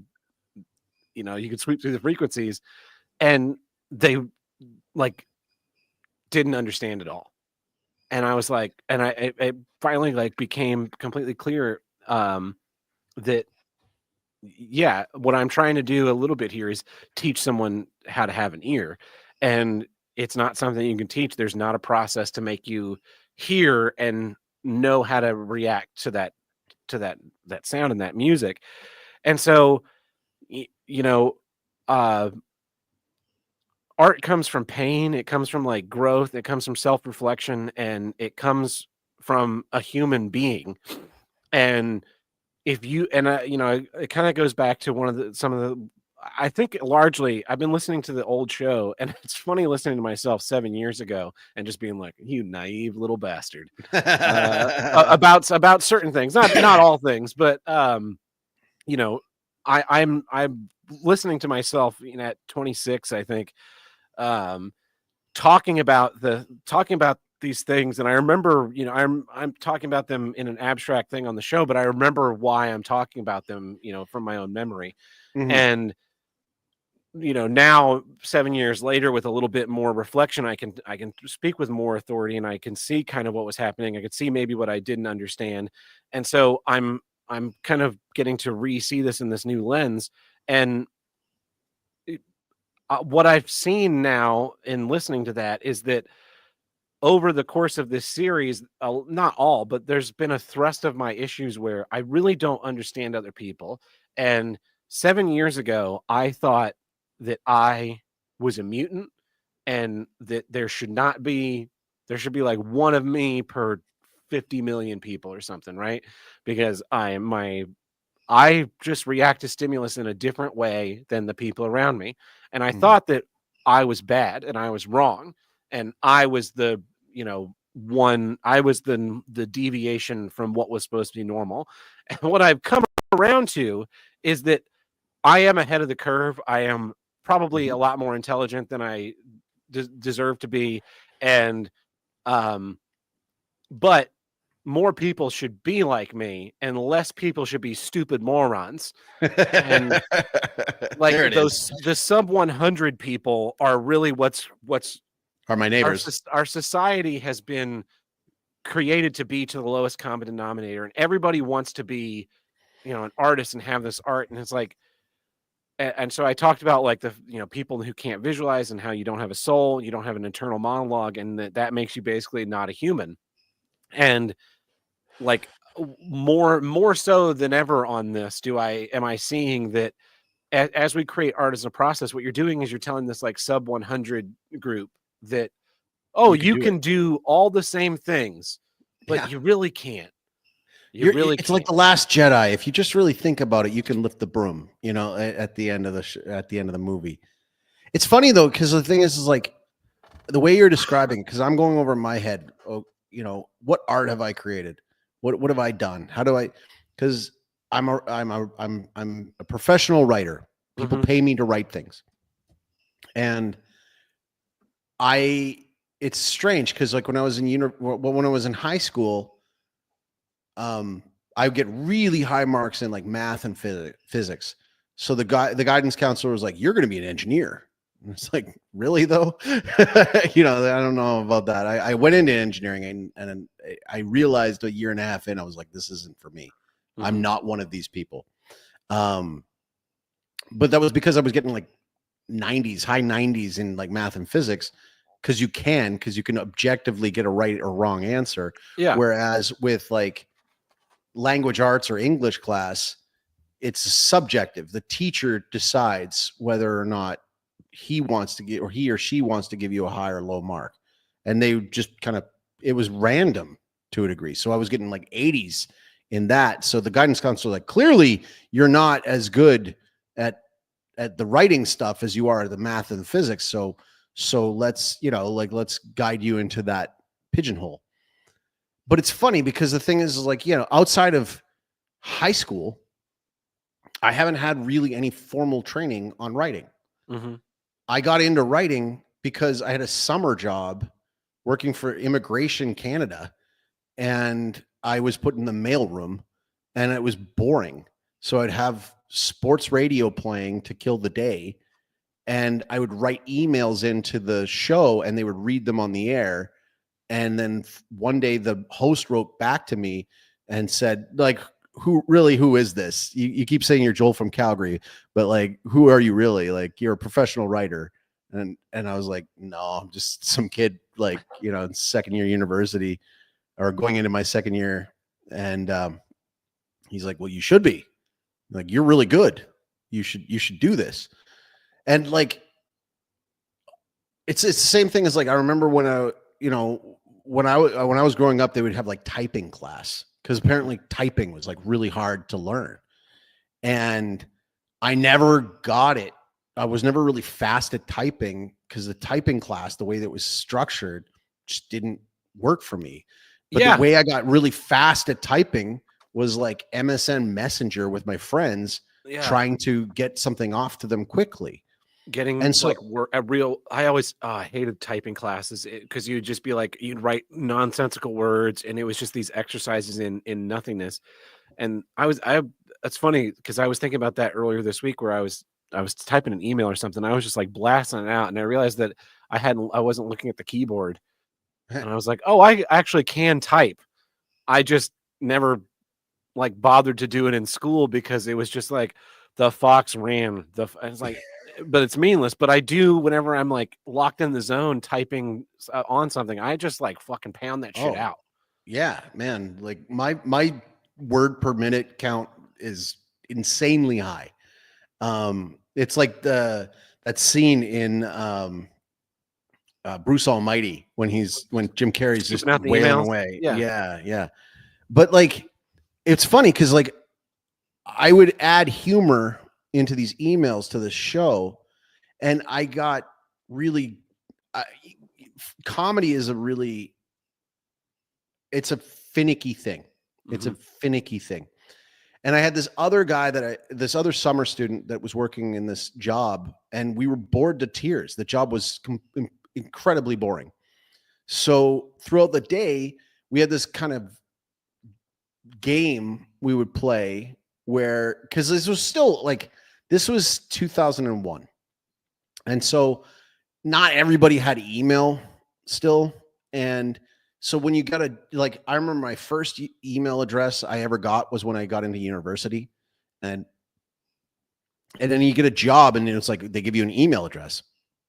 So he and I would just email each other back and forth with this game where we would pretend that the emails were being routed to the wrong email address. So you would be sending each other random emails from somebody who clearly wasn't meaning to send it to each other. And we would try to one up each other over and over again to try to get each other to laugh in the thing. And so naturally through that, I because like you can watch comedy all your life and you can read comedy and you can there's classes on it and there's all kinds of stuff, but like you can sort of teach it, but you sort of can't. Yeah. And like the basics of a joke is, a premise. You got to have a premise, a setup, and a punchline. The punchline's got to be a good twist. It's, because like when you twist it, it's like on a different perspective. That's what catches the brain off guard and gets a laugh. So I learned, because we would have to shoot these emails off to each other without getting like kind of somebody from the many union employees that we were working amongst catching on to what we were doing. And we knew like full well, we always joked about how CSIS was reading our emails, and we weren't just trying to make each other laugh. We were trying to make the agent that was monitoring our emails laugh. And like over time, it's funny because the thing is, again, I went back to university and I volunteered at the student newspaper, and I started covering football for the newspaper. And football's like my like third or fourth favorite sport. It's not my favorite, but I like, hockey beat was already gone. I couldn't get any, like I had to take what I could get. Yeah. And again, nobody, like I got taught like little things, like you need to do this kind of a lead to your article and try to capture the readers. Like you learn it over time, but I learned by seeing what my editor changed and then tried to write something that I was really trying to game it so that he would change the least amount. Mm-hmm. But then 2 years later, the next year, I didn't want to cover football anymore. And my other friend who became the sports editor, he wanted me to just write like opinion articles. And that was some of the best art I ever did, because I wrote these things to entertain myself. And I wasn't factoring in, I wasn't trying to impress anybody. I was just like, this is how I talk to my buddies, but I have to edit it in a way that fits the format, and I got to meet the deadline. Mm-hmm. And so I would do these things and I would meet the deadline. And then the third year, they basically begged me to stay on as the sports editor. So all of a sudden I'm in this role, and I had this like weird presumption that like I had this, okay, you talk about naive Tab at episode 26. I was naive Joel when I was sitting there and going, I'm in university. You have to have a certain age, like certain grade to get into this university. Like you should be at a certain level to get into the university. And so here I am as a sports editor, and people are sending me unsolicited stuff to try to get into the paper. And I'm reading this and I'm going, oh my God, like, what is this? Like they would say to me like, oh, I loved your articles last year. I just want to like work with you and do all this kind of stuff. And I want to, like you're an inspiration for me. I want to write stuff like what you guys are doing. And I'm loving the sports section. And how do I get to be a part of it? I'm like, well, so send me something and I'll see what we can do with it.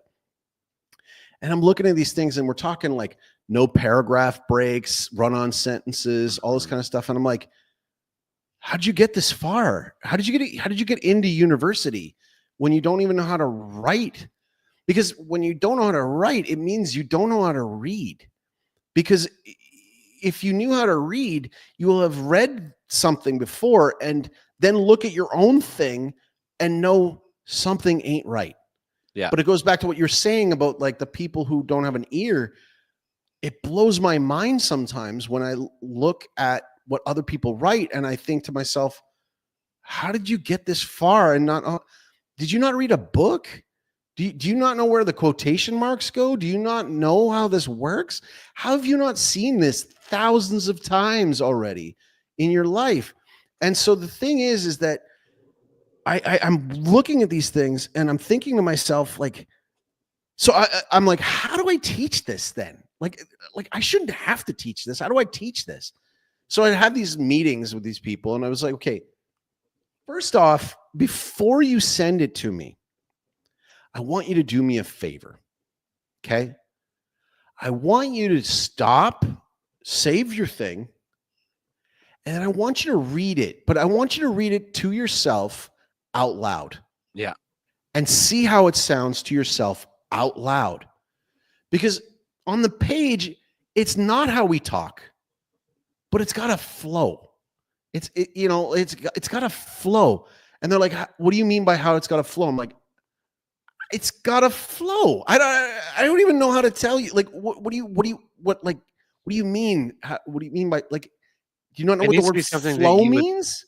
Listen to. Yeah, it's the other part of art as a process with this. I think also it's meant to demoralize and take your top 1%ers, the people that really perform and can create and have that like urge, and make them doubt about I don't have a process, so I must be doing something wrong. And so, I've talked 100 times on the show about how I believe that primary schooling and even into college is meant not to educate, but to like make you all kind of one level homogenous thing and shave off all the rough edges. And part of that is, if you can't express yourself in an artistic way, you can't let your soul out. You can't be a human. So you will just kind of act as an automaton. It's like part of this greater demoralization of our entire culture.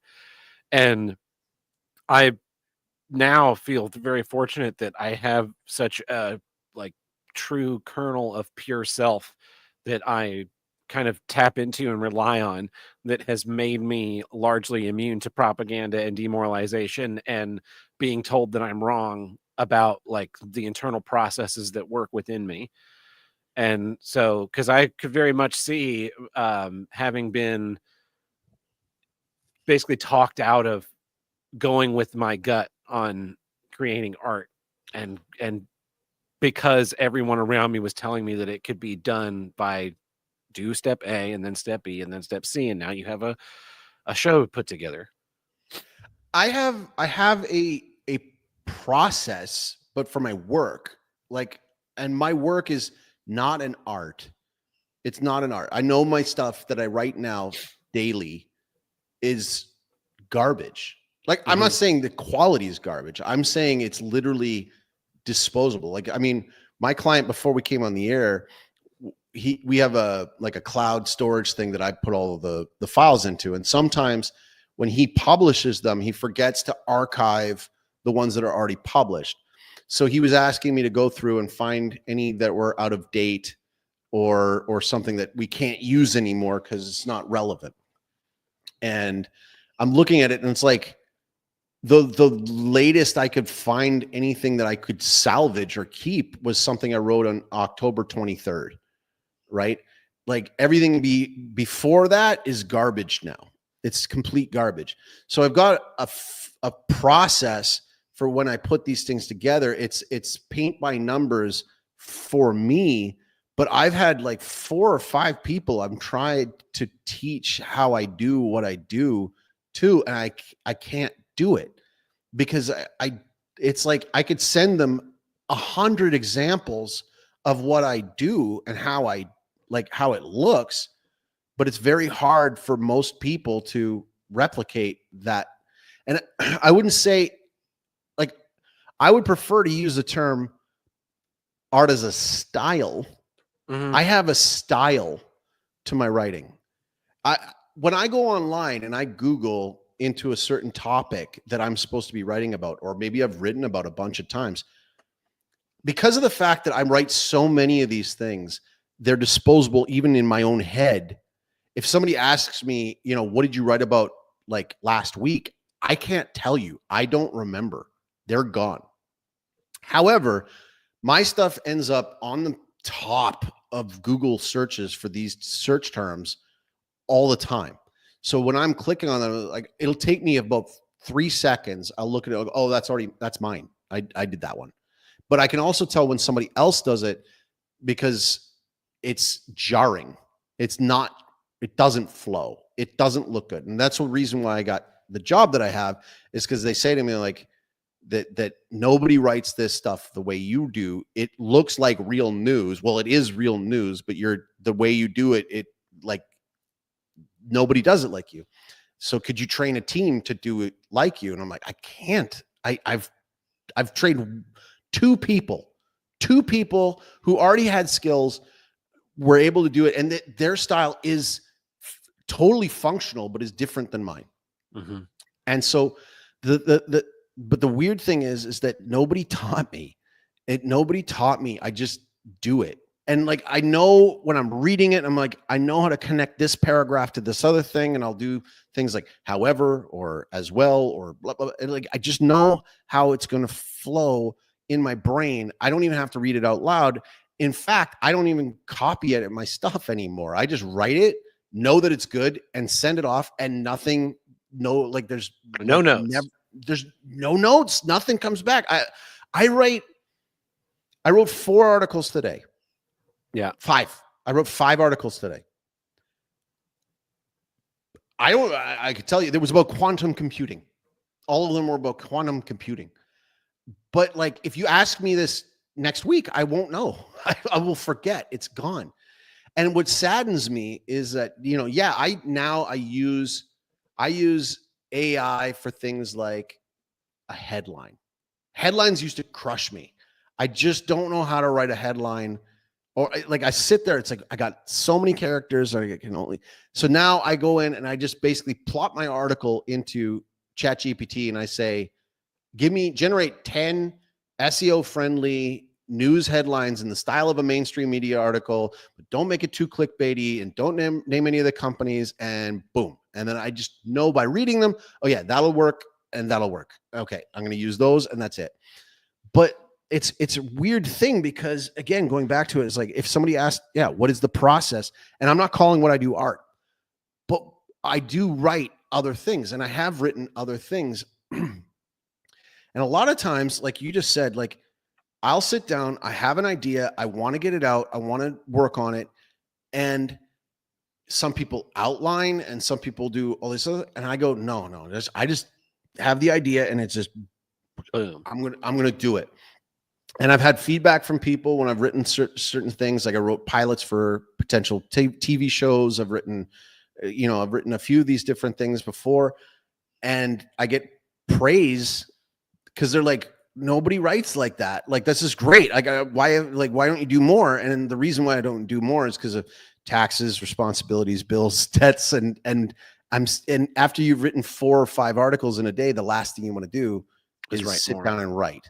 Yeah. And so, if there was a process, I don't know if I could say I would have an art as a process. At best, I could say I would need to form a habit or something where I'm like, I'm going to set aside this amount of time and pour my heart and soul into it in this period of time.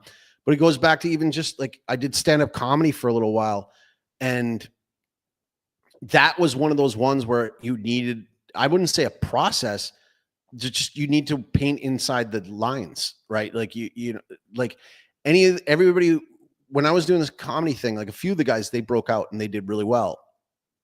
And you knew when you got a joke that would go well, because one of the higher end stand-up comics would just steal your shit. And like, you'd see them at the thing, it's like, that's my, that was mine. But like, there's a process to it in terms of, okay, you gotta have a premise, a setup, and a punchline. And you want to try to get as many laughs per minute as possible. So you're going to try to cram those in, and you're going to have as many twists as you can. But there's too many people that watch these things, watch a stand-up comic and go, I'm funny. I make my friends laugh. I can do this. Well, here's the weird part. When you get into the stand-up comedy world, most of those people aren't actually naturally funny. It's really weird. Like, you meet with these people and they're total fucking zeros. Like, I remember I'd go out and I'd do a set, and then afterwards, a few of them, we'd go and hang out and have a beer or two. And I remember sitting around, I'm like, these are the most uninteresting, broken people I've ever been around. And it like engineering, I was like, I'm not one of you. I can't, it's not a matter of, I'm not flunking out. This isn't for me. I'm just not interested in being a part of this. And so, it's interesting because there's so many different things that you could say, there's the whole 10,000 hours thing. Mm-hmm. Right. And I guess, you can learn how to play guitar, and you can learn how to stroke a golf club and get it down the fairway. But there's certain things that you're either naturally gifted at being able to do or not. And that was always the weird thing for me, was nobody ever sat me down and taught me how to write. I learned how to write by reading good writers and then seeing what their strengths were, what I liked about them, but I didn't copy them, because I was just like, okay, this is how their voice comes out. This is their style. And if I was to describe my style, I don't know if I could. I know it when I see it, but I can't describe it. Do you feel the same way? Like, I mean, like, if you were to take 5 of your shows that you have lit or set up, would you be able to like group them together and go, yeah, this is the Tab Burt style, or would it? Is it different per thing? I think no. I think I'm very self-reflective of my lighting and trying not to just do the same things all the time. But there are patterns, and it's usually in color choice. But then but I'm not like locked in to that color choice. Like, there are times where those choices have to be different because of the scope of the show. So like last year, or not last year, it was 2 years ago now. I did a Jack and the Beanstalk production. And so Jack and the Beanstalk, you got to have green in your lighting. And I hate green. I never put green in my lighting, but it's like, the show needs this. If I were to do Shrek, I would do the same thing. And so, I'm open to doing different things, but also a lot of it is, I've done this, it works, I'm going to keep doing it. Right. And I can also see, there's a show coming up that I just ordered color for, another lighting designer, and it's this light, all the front light is this light blue. And I was like, your cast is, I think, entirely black. And this color is not going to look good on their skin tone at all. Like, but it's not my place to tell them that, like that. And I also, I'm over giving people artistic insight for no money. So like, amen to that. I put in the order. The color is here in town, and that's it for me. I don't give a shit anymore. Did you ever have like a muse, like somebody you like bounce ideas off of? Because like in wrestling, Sully is my guy. Like Sully is my guy. He knows the Don Chaco character better than anyone. Yeah. Right? Like better than anyone. So what he'll do is he'll set me up and he gives me the beats to put in. Like, make sure you get this thing across, because everything I say in the ring has to move the story along away, right? Any promo I do, any video we do, anything like that, it's like, okay, what am I trying to get across? I'm setting up this match next month. Okay.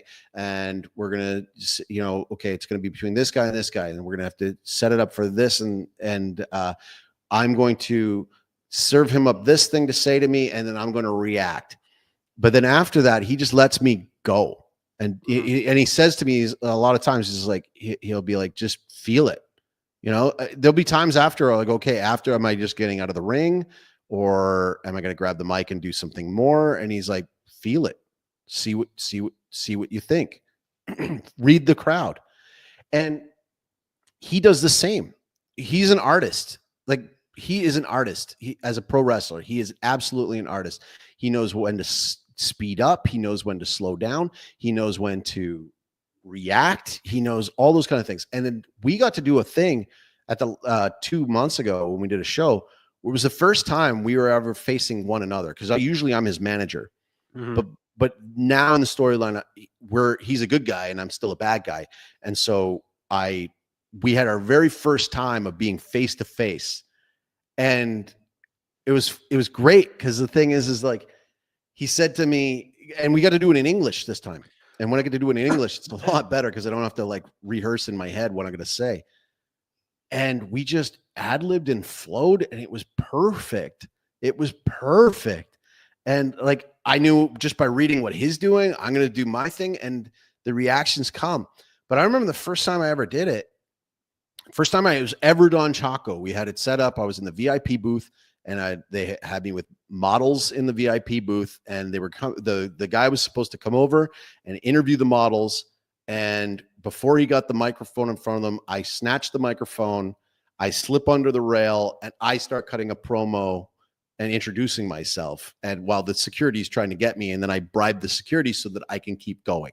And that was the introduction of my gimmick. And I remember when I finished it, and I'm coming to the back because I'm nervous, because I'm working with veterans. I'm working with people who've been in the business for years. And I come back, and they're giving me just tons of praise. Like, how long have you been doing this for? I'm like, that was literally the first time. That's it. But I've watched it long enough. I'd watched wrestling long enough, and I've watched characters long enough that you just kind of just gut feeling, okay, if I do, even if this little subtle move, like a turn of the head when somebody's talking to you, just little things tell so much of the story, but you can't explain it to somebody. You just got to feel it. You just got to know it, Yeah. like do the thing. You got to do the thing. And the process. Yeah, I agree with you. Great issue, because the thing is that I don't like this idea of everything coming with an instruction manual, or everything being, academic. Yeah. It's not. Life isn't academic. And, if you want to get good at something, okay, figure out what parts of it you want to get good at, how you want to get those things to be good, and then just go for it and just figure it out. And I hate that. I hate that about myself, because so many times people in my work or in other things, they come and they're asking for advice, and I give advice, but I don't know how to teach. I'm not a teacher. Yeah. And the sad part is how many of the teachers don't know how to do the thing that they teach, right? Like they're not good at what they teach. So it's a weird thing. Art is a process. Great issue. Great issue. Yeah. Well, this has been Here's What I Don't Get. And until next time, I'm Tab Burt. I'm El Chaco. We'll catch you guys next time. Ciao, ciao.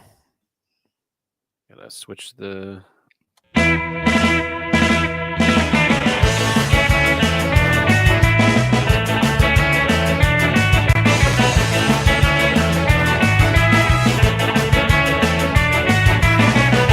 If you want to call into the Heroes Will Get hotline, call us at 704-750-9434 and tell us what you don't get. Or you can visit us on the Discord and upload a voicemail there, which we have one from the Discord today. I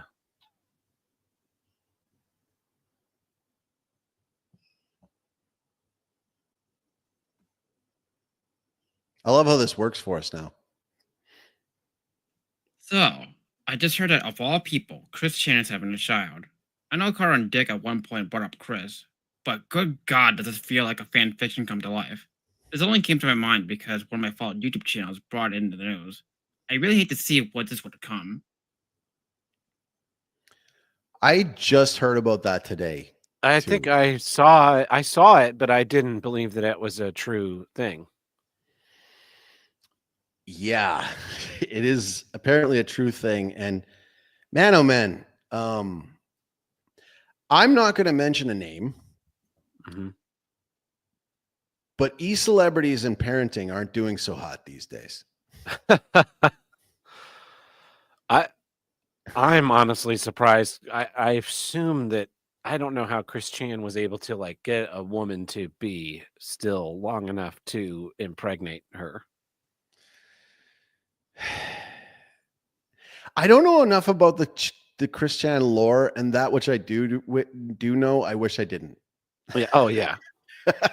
Oh, I feel exactly the same way. Like everything I've learned about Chris Chan has been against my will. It's one of those things where it just came out into the world, and now like I'm stuck knowing it for no good reason. It's yeah.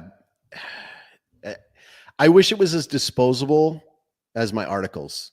I wish I could just get rid of it out of my head, like the articles. I wish there was a way to like go in and like erase my brain of information that I didn't want nor need. By the way, I'm getting messages from my folks. They thoroughly enjoyed this episode. Thank you. All right, cool. That's cool. That's really cool. Yeah, it's like the Kardashians or fucking Taylor Swift. I know who Taylor Swift is dating the guy from the Kansas City Chiefs. I know fuck all about football. I know fuck all about Taylor Swift, and for some reason that information was imparted into my brain, and now it's something that I know. I don't want to know. I need to keep as much of my brain space open so I can talk about warp theory and not fucking think about celebrities and their relationships. The important stuff. It's got to have some values. Yeah. Do we have any others? No, that's it. That's the voicemails this week. Well, you know what? We ran long this one anyway, so it's probably a good time to leap off. 2 hours is a solid episode. And if you're still here with us and you're listening audio only, God bless you. And I hope we entertained you. I like this episode. You know what? Going back to as a process, just felt right. This is one of those ones. Is like, yep, just felt right. I think we're on a roll. 2 in a row. This is a good one. You can't come in here and just be like, oh, so you come in, you bitch for 15 minutes about a thing, any topic, like that's why it's so hard to have guests. Yeah. Trying to explain it to a guest. We'll have a guest on, and they'll just be like, "Oh, yeah, I'm kind of annoyed lately by this thing." Well, and anything like more you want to say on that? No. All right. Yeah, I guess. Thanks for coming on. I mean, we pitched you and talked about you, but the thing is we had it where early on in the show, it was a interpolation of Biggest Problem, but it is its own thing now. It's a completely different style, and it's like, is it a comedy show? It has comedy elements, but a lot of times it has its philosophical elements. It has its And sometimes you don't even come in planning it. When I plan for an episode, I have like running in my head, usually around 4 or 5 issues I want to bring in different times. And then like, I'll look at the list, or I'll send messages to myself so that I can remember, I can look at the list and then check it out. And then like, I'll look at them and go, okay, that's a good issue. It's worth talking about. Can I rattle off on that one? Is this something that's going to give Tab some runway to go with or something like that? And again, trying to explain it to somebody, like, how do you choose your issues, or how do you go? It's like, well, I just know sometimes this one I get, if Tab's feed cut out, can I talk about this for 15 minutes on my own? That's usually how I kind of good metric. Yeah. If I can't talk about it for 15 minutes on my own without repeating myself over and over again, then it's not a good topic. Then, and then you got to look at some of them as well and go, if we talk about this one's going to go 45 to an hour. So it's probably not a good one either. So you got to find that happy medium. Yeah. And we don't always get it right. Like, I mean, it took time, if I don't go back through the old episodes, but I know that there's definitely some episodes where the issues were on point, kicked ass, resonated with the listener. And then there's other times where you get the comments like, I'm an hour and a half in and it's still Chaco's issue. I'm sorry, man. Sorry. Yeah, sorry. we didn't even talk about the CPAP machine today. Oh, what is happening? My new Ghostbusters? Is that my new fish news? CPAP talk? I one thing I forgot to talk about in the catch up, but I'll tell this story and then we'll sign off for the night. But actually, I got one more thing to add on after as well, because I'm realizing looking at my name on the thing there. Yeah. So I did a show. We had a show in my theater the week before last, and it was the week before last, and so we had these MCs that were coming out to introduce the acts between acts, right? And they're at sound check, and I'm standing out the back of the house, and I'm just going, be louder. You're going to need to be louder. You need to feel like you're shouting. Louder, louder, louder, louder. Do you feel how loud I am? I don't have a microphone on. You do. Be louder. And I was just like abusing them until they were like actually getting loud. And I was like, and when they get loud, I go, that is the volume you'll be talking at all night. The louder you are, the better the microphone's going to work. So then last week, I was at the Glass Studio doing a demo, and we have these like headset mics that they sit on your ears and it holds Britney Spears thing out. Yeah. And I pull it out of the thing and I run the cable down my shirt and I go to turn it on to check it. Batteries are dead. So I pop the batteries out and I get the spare batteries in the case because there's always spare batteries there just in case. And I pop those in and I turn the mic pack on, turns on, check, make volume's good, great. Put the thing in my pocket, talk to the artist about what we're doing. We get about 5 minutes into this demo and the mic cuts out and I pull it. I think maybe I like bump the switch and I pull it out of my pocket and it's blinking red that the batteries are dead. No. And we've got like 40 more minutes, 50 more minutes of glass blowing to do and a full interested crowd. So I just pull the thing off. I'm like, there's no time for me to go get another spare or anything. You're going to have to shout the whole time. Yeah. So I just projected the whole time, 45 minutes talking at the top of my voice. And I was like, this was karma being like, you were being real mean to those kids trying to get them to be loud. And now you have to put your money where your mouth is and show that, yes, you can be loud. Yep. And so we got to the end and the artist, he was like, that was honestly impressive the way that you did all that without a mic and just projected the whole time. It sounded exhausting. Like, yeah, it was not super fun. I wanted to do an epilogue to my fender bender. Okay. Yeah. So the guy, like I said, he dented in the fender, bent a little bend, but a bent on my license plate. And when it was going on, I was like, what do I do? I took a photo of his car and his license plate, and I took a photo of my van, but like it was in a dark parking lot. I almost said estacionamiento because that my brain is just like Spanish half the time. And then like when we parked in front of the church, I looked at it again and I was like, oh, it's not as bad. Like it seemed way deeper when we did the thing. And then afterwards, we went through it and we drove home and I went to go and show my employee it and it was completely back to normal again. So the plastic of the fender or the actually with the heat expanded back into its, it didn't have to pump it out or anything like that. So it got unbent. Like there's the only thing that is any kind of a sign that something happened was the little fold on the license plate. So I'm actually looking for, I'm still going to have my mechanic look at it to make sure there was no internal damage. But once I got that, I actually am looking forward to messaging this guy and be like, hey, you know what, man? Thank you for giving me all your information. Thank you for all this other stuff. Guess what? You can sleep easy, pal. This is like, everything is fine. Yeah, nothing's wrong. Have a good day. I'm going to add you to my rosary prayer. God bless. So yeah, this has been a good one, man. I really like this. Awesome. Well, join us again in a couple weeks. Not going to be on next week, but we'll figure it out. So our next December show. All right. Yep. We'll make it work. Take it easy. God bless. Have a good night. Ciao.